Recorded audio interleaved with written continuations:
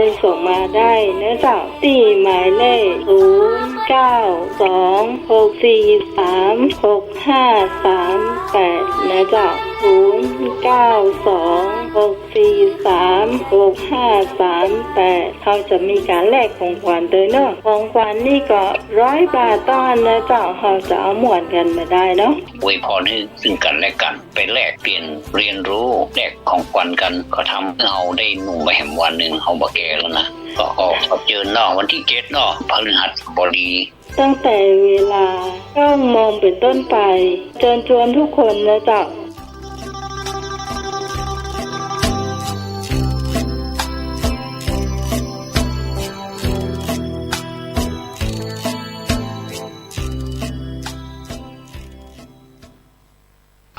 ทุกเรื่องราวของการศึกษา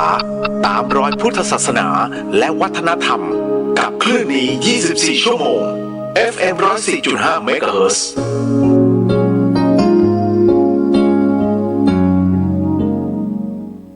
ค่ำคืนแห่งความอิ่มใจกับคลื่นพลังบุญที่คุณไม่สามารถหาฟังที่ไหน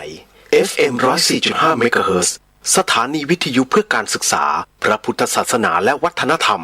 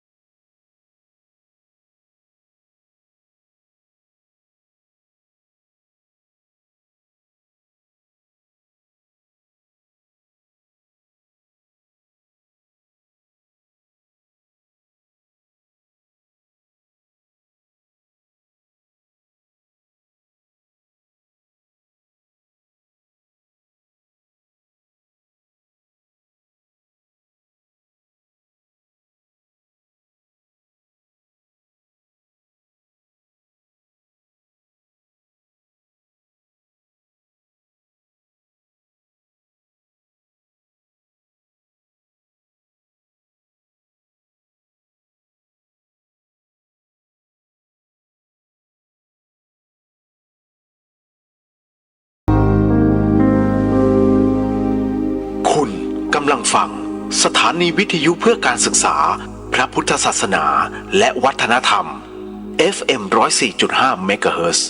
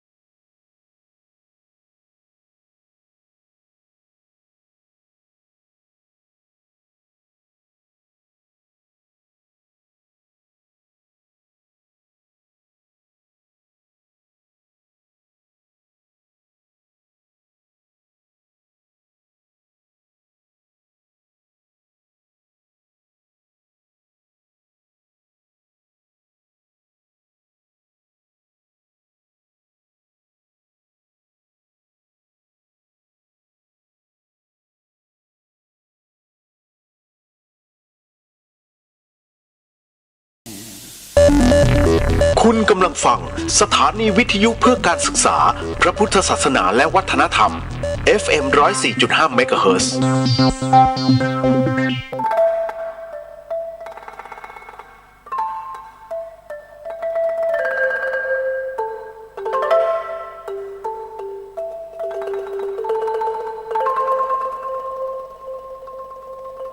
รายการนี้ไม่เหมาะกับเด็กอายุต่ำกว่า 15 ปี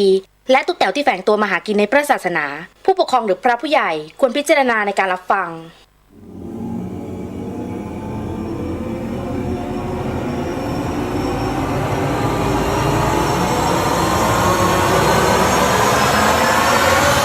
The เฮียน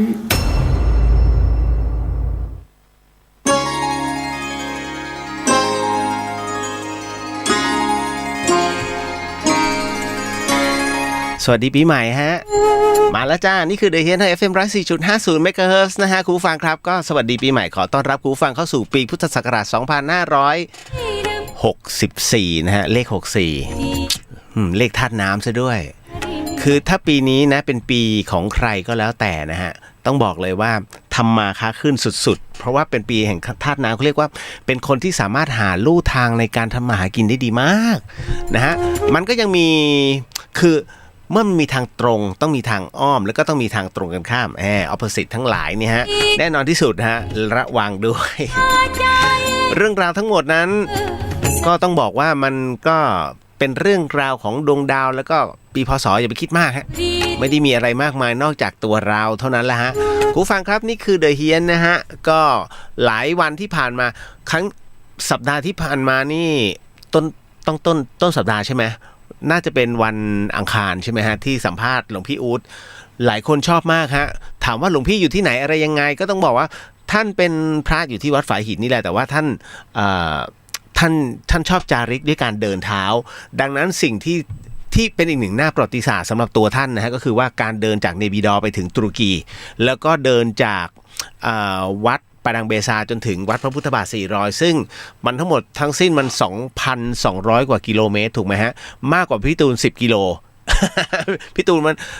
นเท่าไหร่นะ2,190 ใช่ไหมฮะเบตงแม่สายนะครับก็ท่านจะเลาะไปเรื่อยๆแล้วก็ท่านจะเดินแนวขวางด้วยก็จากไหนวะเดี๋ยวนะที่ตากนะฮะแล้วก็ไปนู่นเลยไปถึงสุโขทัยก่อนที่จะไปตั้งต้นใหม่อีกทีหนึ่งนะฮะก็ท่านเป็นพระธรรมจาริกฮะคุณผู้ฟังเมื่อวานนี้ได้คุยกันแป๊บหนึ่งจากสันกำแพงใช่ไหมน้ำพุร้อนสันกำแพงแต่วันนี้อยู่ตรงนี้แล้วยังมีเรื่องราวต่างๆมากมายรวมไปถึงเรื่องหลอนด้วยข่าวคราวด้วยโควิดเครียดใช่ไหมเครียดครับควรจะเครียดนะฮะเพราะว่าล่าสุดเนี่ยเอาจริงนะถ้าเป็นผมยอมเจ็บล็อกดาวน์ถ้ายังออกไปนะคุณไม่รู้หรอกว่าใครติดบ้างตอนนี้เอาแค่ตอนนี้มั่วมากมั่วสุดๆนะฮะคือเชียงใหม่ก็ตามนะฮะหรือแม้กระทั่งจังหวัดใกล้เคียงก็ตามแม้จะมีมาตรการนะฮะที่ดีหรือว่าเข้มข้นก็ตามนะฮะแต่เชื้อตัวเนี้ยมันไม่ปรากฏให้เห็นได้ชัดมากเพราะว่ามันเป็นหางของไวรัสแต่มันติดไหมถามว่าติดไหมติดฮะจะมาบอกว่าไวรัสไม่อยู่ในขั้นแพร่เชื้อไม่มีผมคือพอเมื่อเช้าฟังข่าวมีด้วยเหรอไวรัสอยู่ในขั้นยังไม่แพร่เชื้อถ้าลองตรวจรับรู้ว่าเป็นไวรัสเนี่ยต่อให้จามชิ่วเป็นนะมันติดกันฮะเชื้อไวรัสแรงที่สุดในบรรดาเชื้อโรคมันไม่ใช่แบบเฮ้ยแบบแบคทีเรียหรือว่าประเภทปรสิตอย่างเงี้ยมันไม่ใช่คือไวรัสเนี่ยตัวเร็วมากเพราะฉะนั้นผมจะบอกเลยถ้าสวนสมมุตินะสวนส้มที่เขาปลูกเป็นร้อยไร่ถ้ามันเป็น1ต้นนะฮะต้องโค่นถึง30ไร่กันไวรัสนี่ก็คือเรื่องจริงฮะมันรุนแรงมากนะครูฟังเดี๋ยววันนี้อย่าเครียดนะอย่าเครียดนิดนึงแล้วกันเพราะว่ายังไงก็ต้องอ่านนี่เลยฮะเอาข่าวดีก่อนไหมข่าวดีก่อนนะฮะสำหรับหลายๆคนเพราะตอนนี้กฎกระทรวงเขาปลดล็อกนะฮะกัญชงนะฮะไม่ใช่กัญชานะคุณฟังดีๆนะกัญชงปลูกได้ทุกคนนะฮะปลูกได้ทุกคนใช้ได้ทุกวัตถุประสงค์เริ่ม29มีนาคม นะขออภัยเริ่ม29มกราคมนี้นะฮะอย.ก็เผยกฎกระทรวงฮะกัญชงฉบับใหม่ประกาศในราชกิจจานุเบกษาเป็นที่เรียบร้อยผลมีบังคับใช้วันที่29มกราคมนี้คุณผู้ฟังครับเป็นต้นไปเปิดให้คนไทยทุกคนสามารถปลูกต้นกัญชงได้ใช้ประโยชน์ได้ทุกวัตถุประสงค์สร้างมูลค่าผลิตภัณฑ์ต่างๆทั้งยาอาหารเครื่องสำอางและผลิตภัณฑ์สมุนไพรพร้อมเป็นพืชเศรษฐกิจตัวใหม่ของประเทศคุณกัญชงเนี่ยเขาทำเสื้อเกราะนะไอ้เสื้อเกราะกันกระสุนเนี่ยทำจากกัญชงรวมถึงผ้ากัญชงเนี่ยสามารถที่เป็นผ้าที่ทิ้งน้ำหนักแล้วสร้างรายได้ดีมากอันนี้เป็นอีกหนึ่งช่องทางนะฮะอันนี้แนะนำเลยฮะว่าใครที่ยังไม่เคยปลูกคุณไปหาแต่ระมัดระวังนิดนึงนะฮะมันใกล้เคียงกับกัญชามาก กัญชงกับกัญชาเนี่ยใกล้เคียงมากแต่ว่าคุณสมบัติของตัวยาหรือว่าน้ำมันของกัญชงเนี่ยเป็นตัวยาที่ค่อนข้างจะโอเคกัญชารุนแรงแต่กัญชงไม่แพ้กันเพราะฉะนั้นเนี่ยเขาจะใช้มาเป็นสารสกัดในเรื่องของการยาแก้ปวดอะทำให้แบบไม่ให้เราปวดหนักคล้ายๆฝิ่นแต่มันโอเคกว่า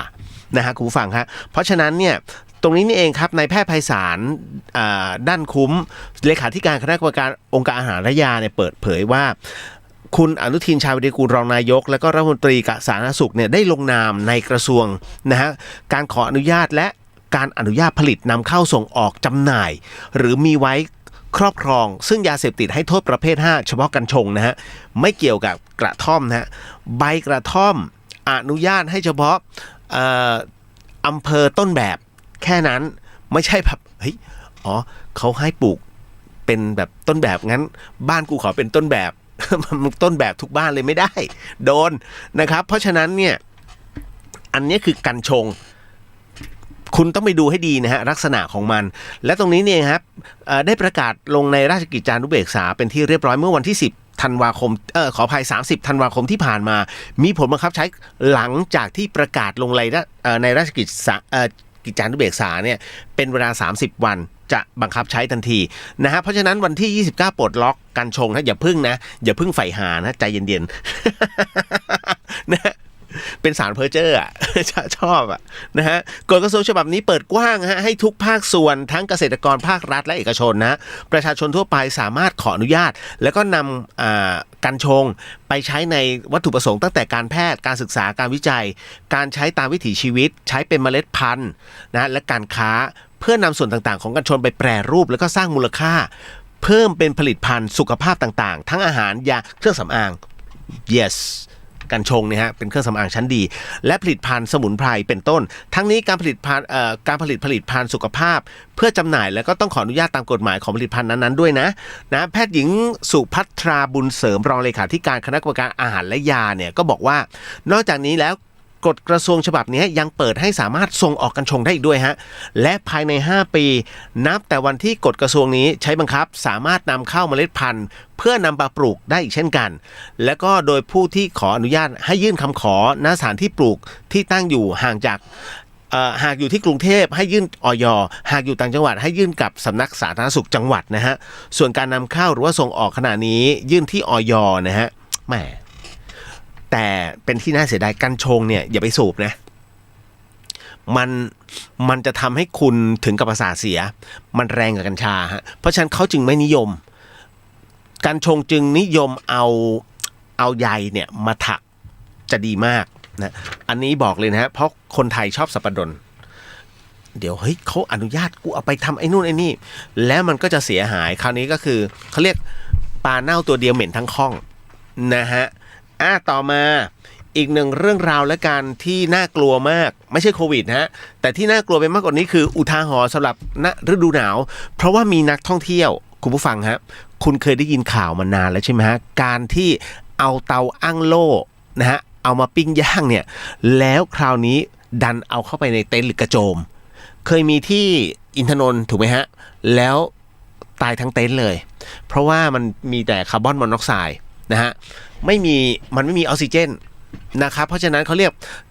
ตายทีละนิดแล้วก็หลับตายเพราะฉะนั้นนี่เองฮะอุทาหรณ์นักท่องเที่ยวช็อกหมดสติจุดเตาหมูกระทะกินในเต็นท์ใครเขาทำกันคือจริงมันทำได้แต่คุณต้องเปิด นะฮะเปิดเต็นท์ให้ควันมันออกแต่ไม่ควรเพราะว่ามันไม่ระบายนะฮะเหตุการณ์นี้เกิดขึ้นที่ไหนภูทับเบิกฮะแน่นอนที่สุดนะฮะคือหลังๆมาเนี่ยอินทนนท์ไม่ค่อยมีนะฮะอ่างขางไม่ค่อยเจอไปเจอภูทับเบิก นะฮะก็หลังจากที่เสร็จสิ้นจากการเขาน์ดาวน์แล้วก็นอนพักภายในเต็นท์เขาบอกเลยว่าเป็นนักท่องเที่ยวสูงอายุเกิดอาการช็อกหมดสติภายในเต็นท์ฮะที่รีสอร์ทบนภูทับเบิกนะแล้วเขาต้องบอกเลยว่าแฟนหญิงคนดังกล่าวนั้นได้ร้องตะโกนขอความช่วยเหลือทำให้นักท่องเที่ยวตกใจตื่นแล้วก็พยายามเข้าไปช่วยเหลือฮะพร้อมกับแจ้งประสานไปยังศูนย์กู้ชีพโรงพยาบาลสมเด็จพระยุพราชลมเก่านะแล้วก็กระทั่งมีการนัดหมายให้นำหญิงนักท่องเที่ยวเนี่ยรายนี้ขึ้นรถแล้วก็ไปส่งคนละครึ่งทางนะฮะจริงๆมันคือประเภทรีเฟอร์อ่ะมันบางทีรถมันนะมันตะกุกตะกักต้องใช้รถชาวบ้านก่อนคุณใครที่ยังไม่เคยไปภูทับเบิกจะรู้นะฮะขออภัยใครที่เคยไปภูทับเบิกคุณจะรู้ว่าทางมันสุดยอดมากนะฮะเพราะฉะนั้นเนี่ยบางทีรถรีเฟอร์ของโรงพยาบาลมันไม่สะดวกต้องเอารถชาวบ้านลงมาก่อนแล้วรีเฟอร์รอข้างล่างนะเพราะฉะนั้นมันเป็นทอดๆไปนักท่องเที่ยวรายนี้ขึ้นรถไปนะฮะแล้วก็ขณะที่นักท่องเที่ยวหญิงนะฮะถูกหามไปนั่งบนรถซึ่งมีเครื่องทำความร้อนหรือว่าฮีเตอร์อยู่ภายในรถเนี่ยเริ่มรู้สึกตัวแล้วก็อาเจียนจากนั้นก็อาการเริ่มทุเลาทำให้ไม่ต้องไปถึงโรงพยาบาลแน่นอนฮะคุณสูดแต่ควันมันก็เลยทำให้มันเริ่มมึนงงอย่างเมื่อวานเนี่ยผมไปนอนที่น้ำพุร้อนสันกำแพงง่ายๆเลยนะคุณผู้ฟังเกือบตายจริงๆอันเนี้ยคือถ้าใครได้ไปแล้วก็ไปนอนใกล้ๆบริเวณรอบนั้นนะคุณจะมีอาการแรกเริ่มเลยคือคุณมึนศีรษะอยากจะอาเจียนจริงๆมันเป็นเพราะอะไรละออก็เป็นคือเมื่อวานนี้ไป5เวียนหัว3นะฮะที่มันเป็นอย่างนั้นเนี่ยเพราะว่าอย่างนี้ฮะกรรมฐานคือน้ำพุร้อนเนี่ยมันคือน้ำเนี่ยทานน้ำที่อยู่ใต้ดินแล้วมันพุ่งขึ้นมาแล้วที่มันร้อนได้ก็เพราะว่าความร้อนใต้ผิวโลกนั่นแหละฮะมันเดือดจากตรงนั้นแล้วมันจะมีกรดกรรมฐานนะฮะโอ้โหคุณเอ๋ยสุดซัลฟูริกทั้งนั้นจะบอกว่าแบบแรกๆมันจะมึนนะฮะก็ต้องทำนู่นทำนี่กันแบบไม่ให้ง่ายกินหมูทะ คือไม่ต้องมีกินหมูทะพอกินแล้วรู้สึกเริ่มดีขึ้นบอกพี่เลียวมึงไม่ได้ป่วยแบบนี้มึงป่วยกินนี่หว่า ไม่ใช่แต่จริงเป็นงั้นจริงฮะนะฮะเอาล่ะอันนี้บอกไว้ก่อนนะ นะครับแต่ว่าก็รอดชีวิตมาแล้วโอเคมาถึงเรื่องราวซีเรียสมากอันนี้ผมซีเรียสจริงนะเพราะว่าจนบัดเนี้ยก็ยังไม่ปล่อยล็อกดาวน์ผมเข้าใจนะเพราะว่ามันกลัวว่าจะขัดในช่วงของเทศกาลปีใหม่แต่จริงบางทีมันช้าไปคุณเข้าใจใช่ไหมฮะแม้บางทีแบบเฮ้ยรอแป๊บนึงแล้วกันแต่มันช้าไปแล้วฮะมันจะลามไปทั่วนี่คือเรื่องราวของโควิดครับคุณผู้ฟังครับก็บอกว่าคือวันนี้มีทั้งหมดด้วยกัน279รายซึ่งสบคแถลงเลยฮะตอนนี้ไทยพบผู้ติดเชื้อโควิดนะฮะในประเทศเนี่ย273รายแล้วก็ดับเพิ่ม2นะฮะแล้วก็ต้องบอกก่อนว่าที่ทำเนียบรัฐบาลเนี่ยนายแพทย์ทวีสินก็เลยบอกว่าล่าสุดในสถานการณ์แพร่ระบาดนะตอนนี้นะฮะโควิดทั้งหมดผมสรุปรวมแล้วกันฮะ279นะสะสม 7,163 หายแล้ว 4,002 ยังรักษาตัว 2,008 คืออันนี้คร่าวๆนะฮะมันจะมีแบบยิบย่อย 2,827 รายอะไรเงี้ยเสียชีวิตเพิ่ม2รวมทั้งสิ้นตอนนี้เสียชีวิต3นะฮะเสีย3นะฮะรายละเอียดก็คือเดินทางมาจากต่างประเทศตอนนี้อยู่ที่ State Quarantine เนี่ย6รายด้วยกันไม่ต้องบอกประเทศเพราะว่าเขาอยู่ใน State Quarantine แล้วแต่ที่น่าตกใจคือติดเชื้อในประเทศเนี่ย257รายมีประวัติเชื่อมโยงคลัสเตอร์จากสมุทรสาครนะฮะ3รายเชื่อมโยงคลัสเตอร์ระยอง2รายนะฮะมี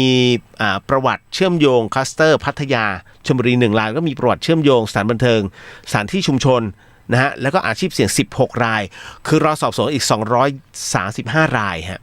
ติดเชื้อในแรงงานต่างด้าวค้นเชิงรุก16รายน่ากลัวนะพอมาถึงตรงนี้ฮะเขาเตือนเลย9จังหวัดยกกาดสูงขึ้นไม่รู้จะยกยังไงแล้วฮะยกไปมากกว่านี้เขาเรียกเท้ายกแล้วฮะ หลังจากผู้ติดเชื้อโควิด-19 พุ่งสูงนะฮะแล้วก็ที่มันต้องยกกาดสูงเพราะว่าเขาเช็คไทม์ไลน์ไม่ได้ฮะคุณผู้ฟังไม่รู้ว่ามาจากไหนเริ่มจากกรณีของสถานการณ์การแพร่ระบาดโควิด นะฮะในไทยพบผู้ติดเชื้อเนี่ย279 รายนะฮะแล้วยืนยันตอนนี้รวมติดเชื้อในประเทศตอนนี้53 จังหวัดนี่ฮะทั่วประเทศไทยมี77เกินเขาเรียกค่อนแล้วนะค่อนประเทศยังไม่ประกาศอะไรสักอย่างเตรียมตัวฮะจริงๆตอนนี้เจ็บรัฐเจ็บแน่ๆนะครับคือไม่รู้เห็นกับใครไม่รู้แต่นะตอนนี้เขาเรียกร้องกันแล้วเพราะว่าไม่รู้หรอกว่าตอนนี้คนที่ติดแล้วมันไม่แสดงอาการเนี่ยใครบ้างคุณต้องมีแอลไว้ด้วยต้องมีแอลนะฮะไม่ใช่เหล้านะฮะแอลกอฮอล์ไว้ฉีดนะฮะถ้ารวยหน่อยก็แสงโสมไว้ฉีด แล้วก็แมสปิดนิดนึงนะฮะแล้วก็ถ้าเป็นไปได้ทุกๆครั้งเวลาไปไหนเนี่ย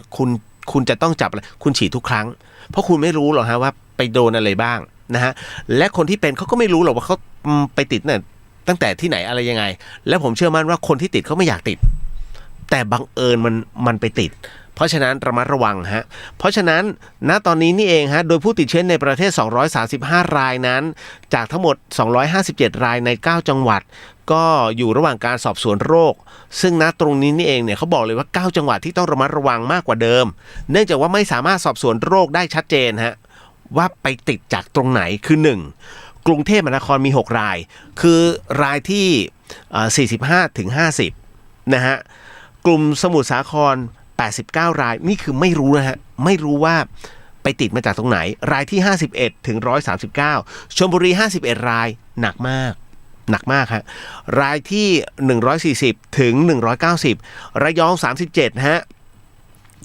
รายที่191ถึง227จันทบุรี29รายบอกอย่างนี้เลยดีกว่าเพราะว่าคือเมืองจันทร์เนี่ยมีบ่อนแล้วเมื่อเช้ารายงานเนี่ยมัน500คนนะคุณเมืองจันทบุรีเนี่ยที่อยู่ในบ่อนมัน500คนที่คาดว่าสุ่มเสี่ยงต่ำและสูงเนี่ยมัน500คนแต่ตอนนี้ที่ตรวจพบเจอ29น้อยไปไหม น้อยไปไหมรัฐนะฮะสมุทรปราการ13รายตราด7รายฉะเชิงเทรา1รายสระแก้ว2รายที่ผมพูดมาเนี่ยไม่รู้ที่มาที่ไปคือเช็คไทม์ไลน์ไม่ได้น่ากลัวนะฮะตอนนี้ยังจะกินกุ้งกันอยู่ใช่ไหมฮะ เท่าที่ผมเช็คเนี่ยตลาดกุ้งก็นะฮะยังเหลือภาคใต้ที่ไม่น่ากลัวฮะ แต่จริงๆแล้วมันกินได้อะจริงนะฮะกุ้งเนี่ยฮะนะฮะถ้าราคาไม่สูงก็กินได้ นะฮะตอนนี้เอาแต่ว่า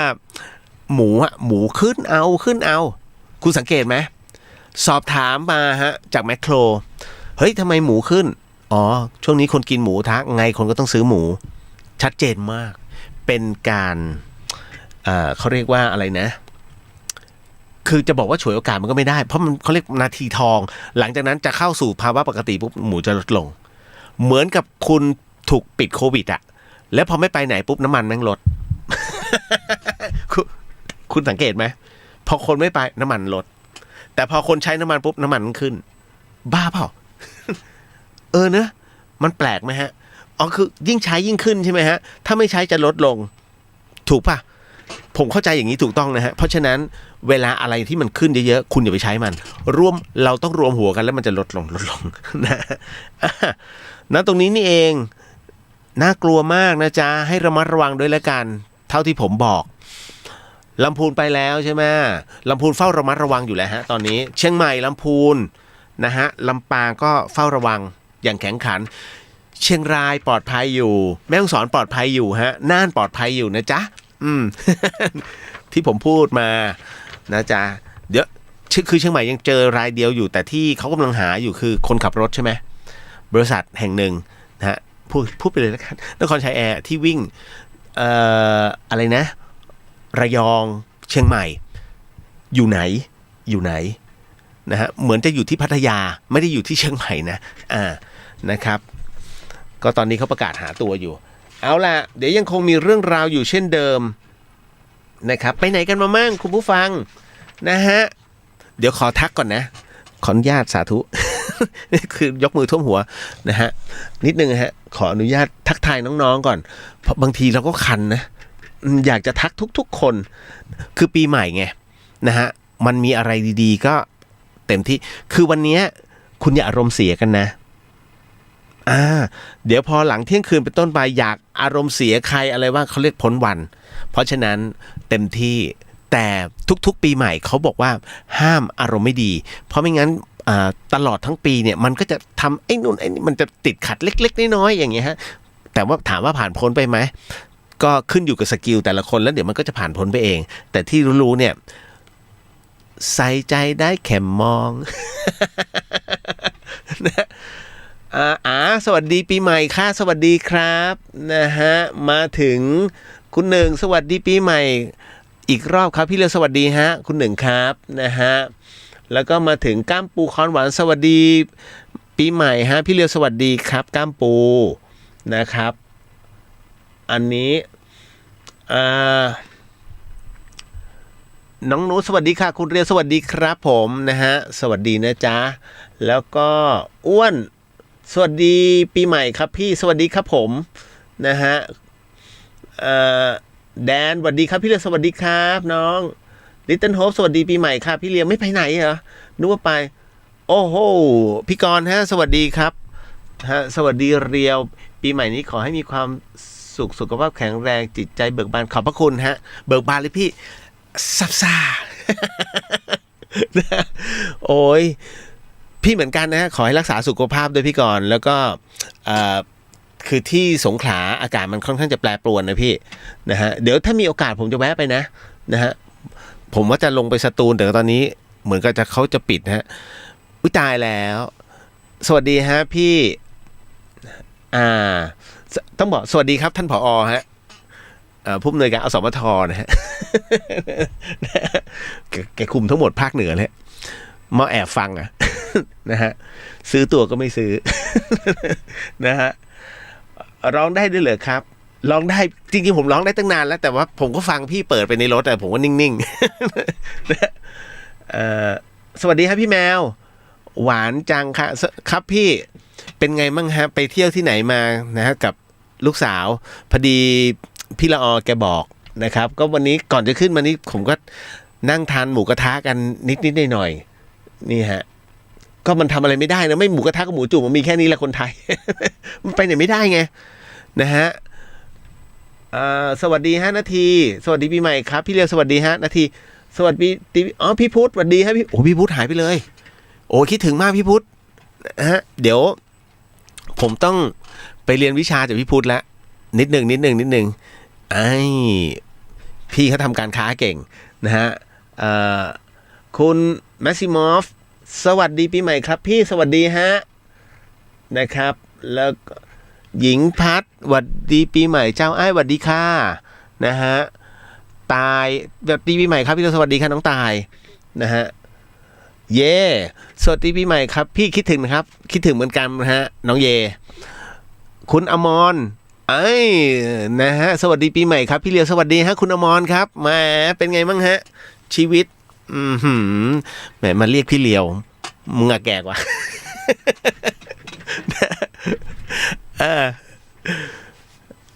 ดูแลหลานๆให้มันดีนะฮะตอนนี้ล้อมรอบไปแล้วฮะลาดพร้าว101นะฮะ เดี๋ยวคืออย่างนี้คุณผู้ฟังก็หลายๆคนก็ยังคงจะเที่ยวอยู่แล้วก็หลายๆคนมีทั้งเรื่องราวดีๆที่เข้ามาอยู่เรื่อยๆกับอีกประเภทหนึ่งก็คือทำไมมันต้องเกิดกับเรามันจะมีอย่างนี้ถูกไหมฮะผมจะบอกว่าบางครั้งเนี่ยบุญกับกรรมเนี่ยมันมาอยู่ด้วยกันแล้วมันมาพร้อมๆกันคุณจะเลือกมันไม่ได้หรอกคุณสังเกตไหมเฮ้ยมึงถูกหวยแล้วเหรอมึงเอาเลขไปจากไหนต่อให้เราได้เลขจากเขาบางทีเราก็ไม่ถูกจริงๆนะฮะจริงๆทำไมจึงเป็นเช่นนั้นฮะเขาเรียกคนที่เขามีบุญนะทั้งเขาเรียกดวงมันมากับตัวเลขเนี่ยถึงพร้อมนะตรงนั้นเนี่ยฮะประเภททำบุญด้วยกระดานชนวนไงฮะหนังสือธรรมะไอ้ประเภทนี้พอทำบุญไปเรื่อยๆนะครับหรือว่าทำบุญด้วยเหมือนกับร่วมกันสร้างโรงเรียนมันเป็นประโยชน์ไงในเรื่องภูมิรู้ต่างๆพวกนี้จะเก่งเรื่องตัวเลขคือพอตายปุ๊บเกิดใหม่ไอ้นี่ดูเหมือนแบบเฮ้ยมันซื้อเลขอะไรก็ถูกประมาณนั้นฮะกับอีกประเภทหนึ่งคือบุญมาถึงพร้อม ณจุดหนึ่งในอดีตชาติคุณไม่เคยทำบุญเลยไม่เคยทำบุญเลยแต่ปรากฏว่ามีพระรูปหนึ่งเดินผ่านมาคุณเหลือข้าวเหนียวอยู่ก้อนหนึ่งนะฮะโอ้โหนี่ถ้ากินก้อนนี้เนี่ยคุณยังมีแรงที่จะต้องทำงานได้อีกทั้งวันนะแล้วผลผลิตคุณจะเยอะแต่เอาวะ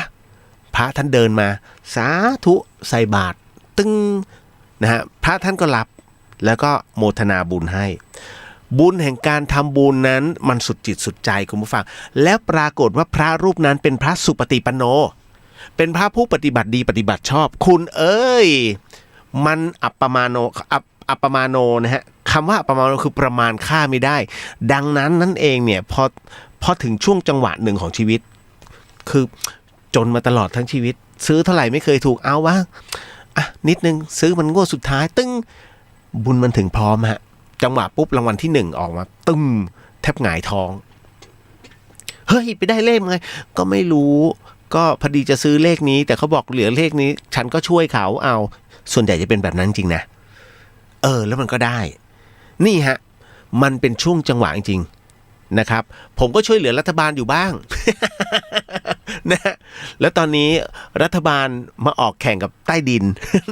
สวยแล้ว ใต้ดินสวยแล้วนะฮะ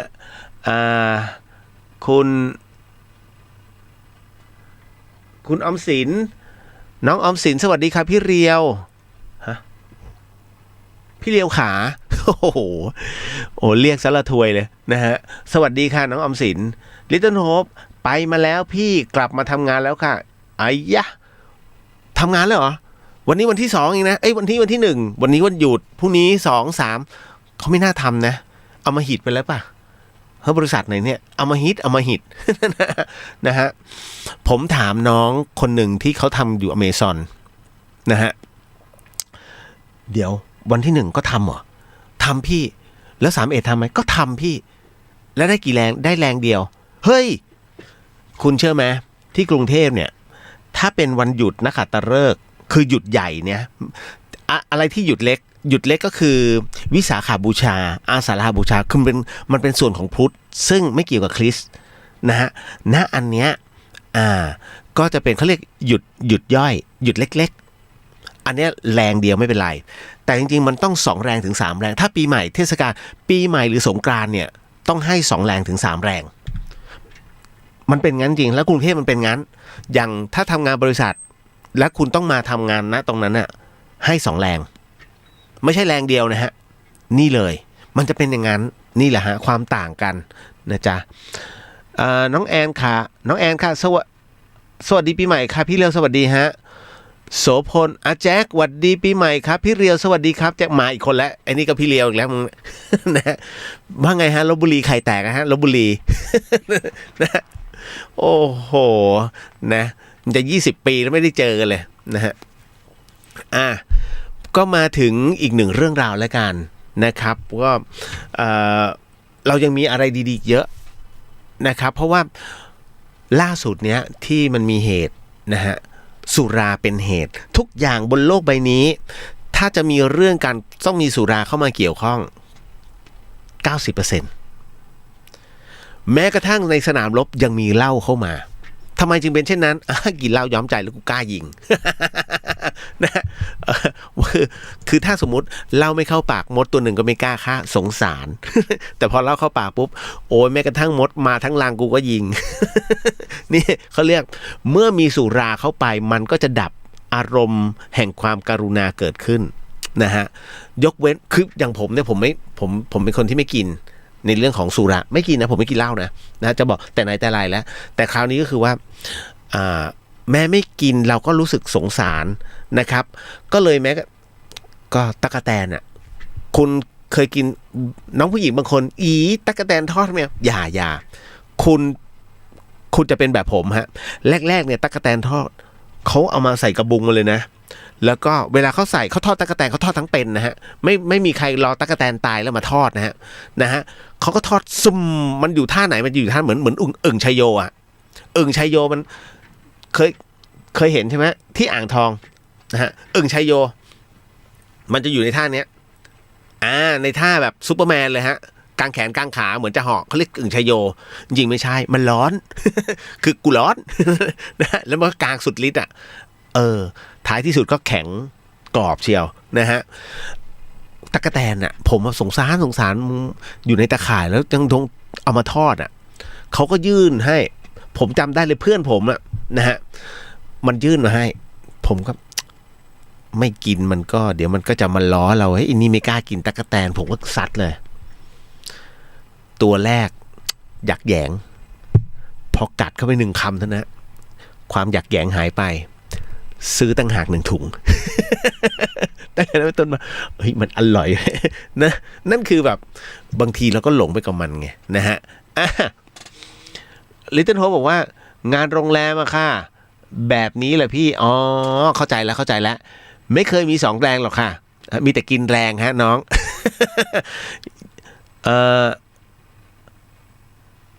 อันนี้เมื่อกี้เยใช่ไหมเดี๋ยวงงเยหรือโย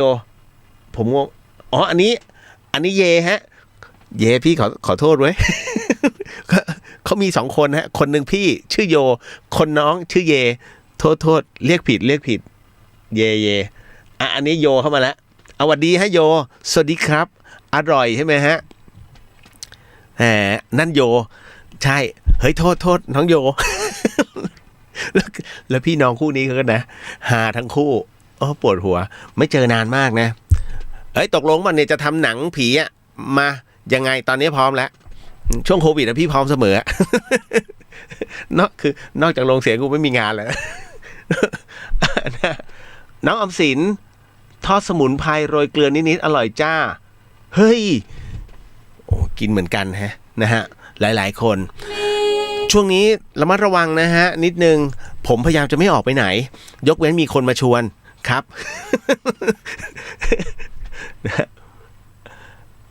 อันนี้อะไรเนี่ยเยสวัสดี ครับเยขอโทษแล้วก็เข้ามาทั้งพี่ทั้งน้องสวัสดีครับเยโอ้ยนะไม่เจอเดี๋ยวต้องนัดนะที่กรุงเทพเดี๋ยวพี่จะเข้าไปนะฮะเร็วๆเนี้ย ไหวๆเนี่ยได้เข้ากรุงเทพแล้วเอาล่ะส่วนตัวนิดนึงครับคุณผู้ฟังฮะคุณผู้ฟังที่ฟัง FM 104.50 เมกะเฮิรตซ์นะฮะอันนี้ก็เลยต้องบอกว่าขอเรื่องเลยพี่จะได้เสนอถูกผู้เป็นเล่นเยจะทำเหรอ เพียบเลยเนี่ยมีแต่น้องมาขอไปทำซีรีส์กันอ่ะหลายๆเรื่องเลยนะคือบางทีเขาไม่มีพล็อตเรื่องไงก็เอาพล็อตเรื่องบางเรื่องที่ผมเล่าในรายการน่ะน้องเขาจะเอาไปแล้วก็เขาเอาไปดัดไปปรับนิดนึงเพื่อไม่ให้เหมือนเพราะถ้าเหมือนมันจะเป็นลิขสิทธิ์ทันทีก็จะมีเป็นกลิ่นนะฮะได้เดี๋ยวมาว่ากันนะ ไม่หรอกตอนนี้คือเอาจริงนะโค้ชช็อกก็ปิดรายการไปเพราะว่ามีปัญหาเรื่องของเวลาที่เขาต้องตัดทอนลงมาเสียดายมากน้องผมโกพิ้วแล้วก็ขวัญนะฮะขวัญน้ำมันพรายอ่ะนะฮะก็เป็นช่วงหยุดพักแล้วกันใช้คำว่าหยุดพักเพราะก็กลับไปที่เดอะช็อคเหมือนเดิมนะฮะส่วนพี่ป๋องเดี๋ยวหลายคนก็ได้ยินผมคุยกับป๋องใช่ไหมเดี๋ยวป๋องขึ้นมาเจอกันจัดเลยครับ น่ารักมากน้องๆนะฮะก็เป็นอะไรที่จะคุยกันอยู่เรื่อยๆว่าเรื่องนู้นเรื่องนี้นะฮะแล้วก็นิดนึงเมื่อวานนี้ผมพูดไปก่อนที่จะเขาดาวน์นะฮะสำหรับคนที่เป็นโรคอะไรต่างๆนานาคืออย่างนี้คุณผู้ฟังตอนแรกผมจะโพสต์แล้วนะฮะว่าเรื่องบางเรื่องคนมักจะไม่ค่อยเห็นค่านะฮะอย่างเช่นผมบอกว่าเวลาเราพูดความจริงเนี่ยคนมักไม่ค่อยเชื่อแต่ถ้าพูดอะไรที่มันหลอกคนก็มักจะเชื่อตามนะฮะคำพวกเนี้ยมันมีความหมายก็คืออย่างเช่นผมบอกว่าเฮ้ยใครที่เป็นมะเร็งระยะสุดท้ายแล้วหมอเขาไม่รับแล้วเนี่ยลองมาคุยกันก่อนไหมนะฮะผมมีหมอยาไทยซึ่ง หมอผมเห็นกับตาว่าหมอเนี่ยสามารถรักษาคนที่เป็นมะเร็งระยะสุดท้ายถามว่าหายไหมตอนนี้มันเริ่มที่จะหายฮะจากที่หมอบอกว่าไม่เอาแล้วนะครับแล้วมันเฟะขึ้นจนกระทั่งเริ่มยุบลงเห็นได้ชัดแล้วคนที่เป็นมะเร็งคนนั้นเริ่มดีขึ้นประกอบกับในขณะที่นั่งคุยกับคุณหมออยู่ก็มีคนที่เป็นมะเร็งแล้วหายจริงๆเนี่ยเดินเข้ามาเอากระเช้านู่นมาให้คุณหมอขอบคุณเป็นการใหญ่เหมือนคืนชีวิตให้อันเนี้ยผมจะเล่าให้กับคุณผู้ฟังที่ฟังในนี้ได้รับรู้แต่เพื่อนๆพี่ๆผมที่เคยทำงานด้วยกันเมื่อก่อนนี้ยังไม่ได้เป็นเลียวเดอะเฮียนผมก็คือคนหนึ่งที่เสเพลคนหนึ่งฮะไม่เคยใฝ่ใจเรื่องธรรมะและไปคุยกับเขาเนี่ยซึ่งเขาก็จะเก่งในด้านของเขาเพราะฉะนั้นเขาเก่งกับผมดังนั้นเขาก็จะไม่ฟังผมในขณะที่เขาเป็นโรคร้าย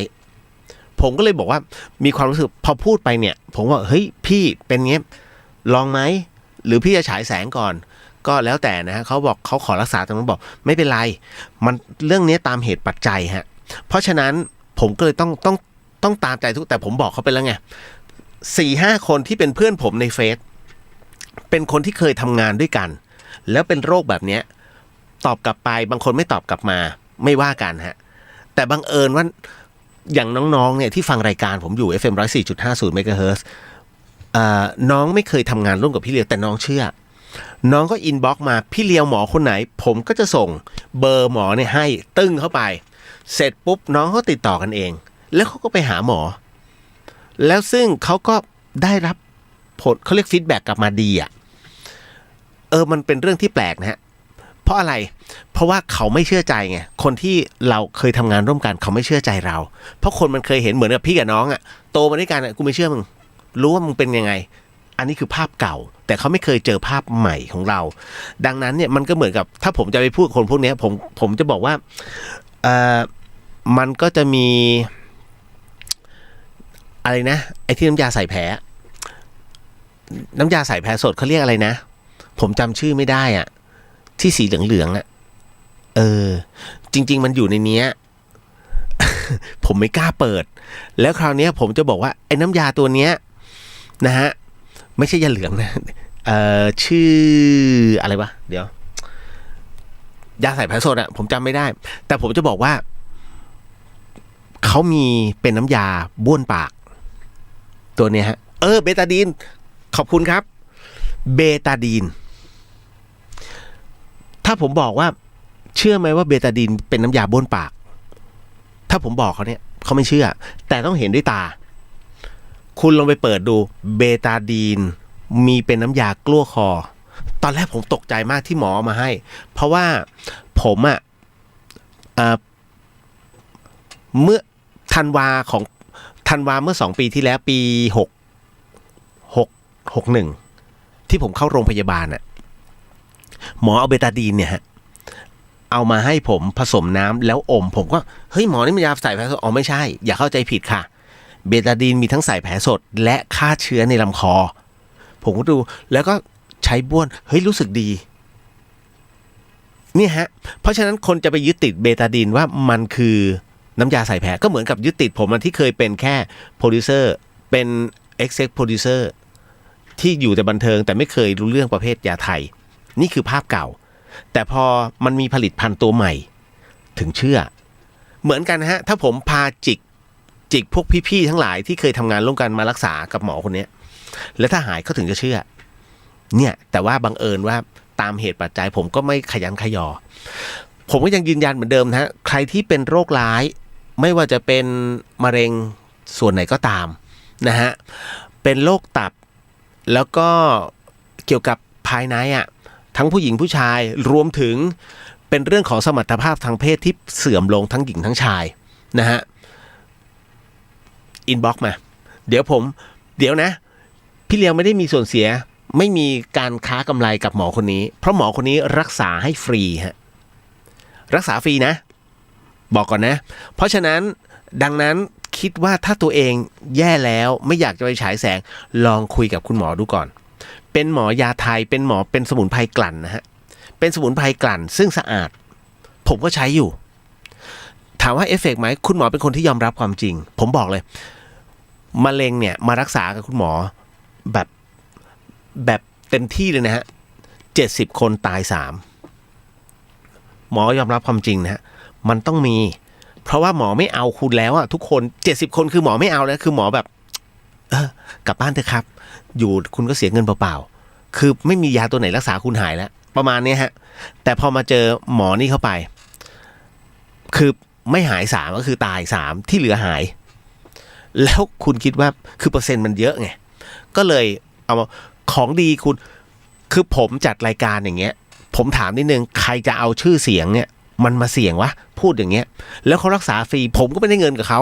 ถูกไหมฮะก็ผมพูดอยู่เนี่ยว่ารักษาฟรีคุณไปหาหมอก็ฟรีฮะเฉพาะคนไทยฟรีนะแต่ถ้าเป็นชาวต่างชาติเสียตังค์หมอบอกว่ายาตัวนี้ผมขอสงวนสิทธิ์ให้กับคนไทยทุกคนแต่ถ้าเป็นต่างชาตินั้นผมต้องเก็บเงินไม่ได้ฮะนี่คือหมอจริงๆหมอจริงๆฮะนะฮะก็เลยต้องบอกก่อนคุณชัยวัฒน์บอกสวัสดีครับพี่เลียวสวัสดีฮะตายบอกเวดาดีนฮะคุณรัตติมาพัฒน์บอกว่าภรรยาหมอก็เป็นมะเร็งระยะสุดท้ายแต่หมอรักษาจนไม่มีค่าของมะเร็งแล้วด้วยครับใช่ฮะภรรยาของคุณหมอเป็นมะเร็งระยะสุดท้ายนะฮะแล้วก็เป็นโรคสะเก็ดเงินขั้นรุนแรงสะเก็ดเงินเนี่ยคือโรคเรื้อนนะฮะเป็นเรื้อนกวางนะฮะเป็นประเภทของโรคเรื้อนทรมานมากเพื่อนผมก็เป็นนะฮะตอนนี้หมอบอกว่าผมพอดีเพื่อนผมส่งรูปมาให้หมอดูโอ้ย15 วันให้15 วันกินเนี่ยหายเพราะว่าแฟนของคุณหมอหายฮะนะฮะผมลืมบอกเขาไปว่าให้เอาน้ำยานั้นผสมน้ำแล้วเอามือแช่ไปด้วยนะครับก็เป็น1ช่องทางเอาไว้เลิกรายการแล้วค่อยอินบ็อกซ์มาแล้วผมจะพยายามตอบว่าคุณหมออยู่ที่ไหนอะไรก็คือให้เบอร์โทรศัพท์แล้วก็หรือว่าจะให้ไปเข้าเพจของเขาแค่พูดแบบนี้เรารู้ว่ามันดีจึงบอกต่อไม่ดีก็ไม่เสียหายเพราะว่าหมอก็เลยบอกว่ายาของหมอไม่ใช่ยาวิเศษฮะแต่เมื่อคุณกินแล้วคุณอย่าเพิ่งลืมยาของหมอปัจจุบันฮะก็กินไปด้วยแต่ค่อยๆหยุดเพราะการกินยาแผนปัจจุบันเนี่ยมันเป็นยาเม็ดยาวิทยาศาสตร์มันลงไตท้ายที่สุดมันลงฮะคือไตคุณจะพังหมอจึงได้บอกว่าในเมื่อถ้าคุณกลัวไตพังลองยาผมยาไทยมันผสมน้ำแล้วก็ผมก็ดื่มเดี๋ยวลงไปผมก็ดื่มมันมีวิธีการฮะนั่นแหละแล้วเดี๋ยวคุณหมอจะสอนเองจริงๆหมอก็บอกเลียวไม่ต้องโฆษณาบ่อย แค่นี้ผมก็จะแย่แล้วคือปีหนึ่งหมอกลั่นได้แค่ 20,000 กว่าลิตรเป็นยากลั่นนะฮะกลั่นยังไงคุณเคยเห็นซึ้งใช่ไหมฮะซึ้งนึ่งห่อหมกง่ายๆเลยน้ำต้มอยู่ข้างล่างตัวยาชั้นที่1ตัวสมมติว่าเป็นโรคเกี่ยวกับสมมติเป็นโรคเกี่ยวกับตับก็จะมียาทั้งหมดเป็นตัวยาเนี่ยสมุนไพรไทยเนี่ย8ชนิดหมอจะวางไว้4ชั้นแบ่งครึ่งตัวยานี้ตัวนี้1 2 3 4 5 6 7 8ชนิดฮะอยู่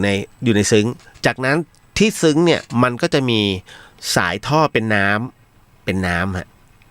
เหมือนต้มเหล้าเหมือนผมจะเป็นนั่นไม่ใช่ก็คือดูเป็นท่อต่อลงมาแล้วใช้แก๊สเผาพอมันเดือดปุ๊บไอ้น้ำก็จะผ่านตัวยาก็คือสมุนไพรตึกขึ้นมาไปเกาะตรงฝาแล้วก็หยดลงมาทีละหยด1 ปีฮะเนี่ยไอ้ทีละหยดของตัวยารักษาเนี่ยได้แค่ 20,000 ลิตรถามว่าน้อยหรือมากน้อยนะน้อยกับความต้องการของคนไข้ที่เป็นแล้วยาแ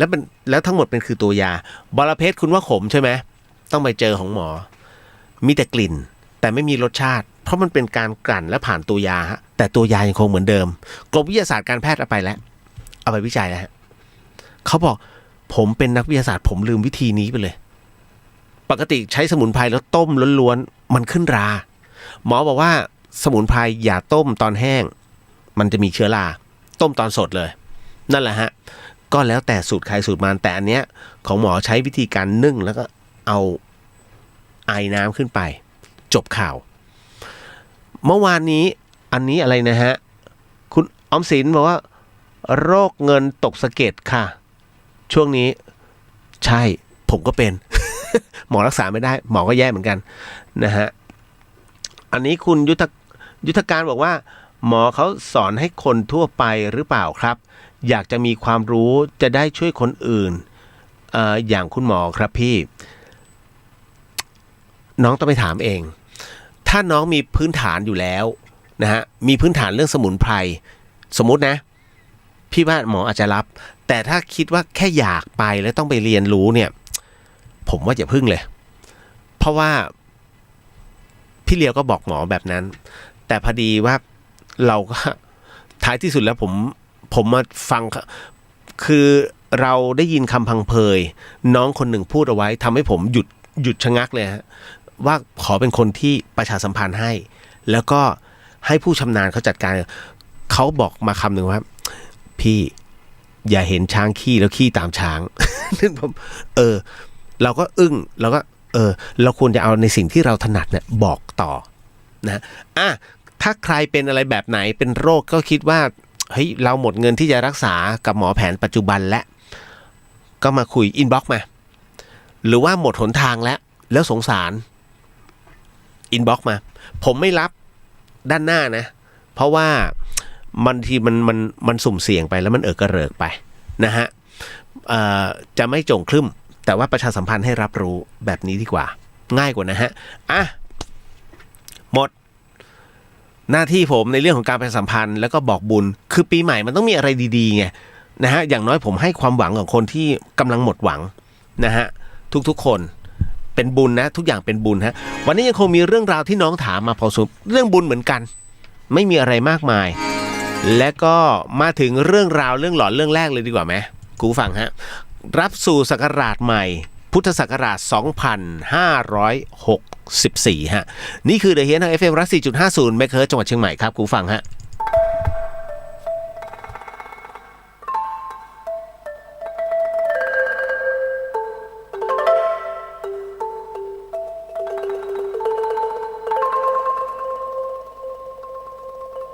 รายการนี้ไม่เหมาะกับเด็กอายุต่ำกว่า15 ปีและตุ๊กแต๋วที่แฝงตัวมาหากินในพระศาสนาผู้ปกครองหรือพระผู้ใหญ่ควรพิจารณาในการรับฟัง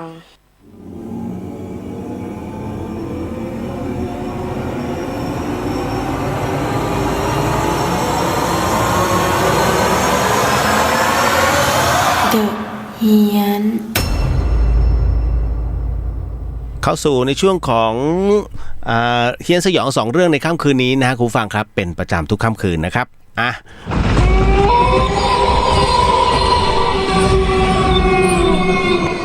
สิ่งที่คุณผู้ฟังกำลังจะได้ยินได้ฟังเรื่องราวจากผมต่อไปนี้นั้นต้องบอกก่อนเลยว่าอย่าเชื่อฮะให้ฟังหูไว้หูแล้วก็ใช้วิจารณญาณทุกครั้งในการรับฟังเรื่องราวประเภทนี้ฮะข้อสำคัญอยากให้คุณผู้ฟังนั้นได้ฟังเป็นนิยายฮะเพราะว่าเรื่องที่ผมกำลังจะเล่าให้คุณผู้ฟังได้ยินได้ฟังเรื่องราวต่อไปนี้นั้นเป็นเรื่องที่น้องคนหนึ่งฮะก็คือน้องหญิงเนี่ยส่งมาให้ผมเป็นผู้เล่าและเรื่องราวนะตรงนี้นั้นเธอเล่าว่า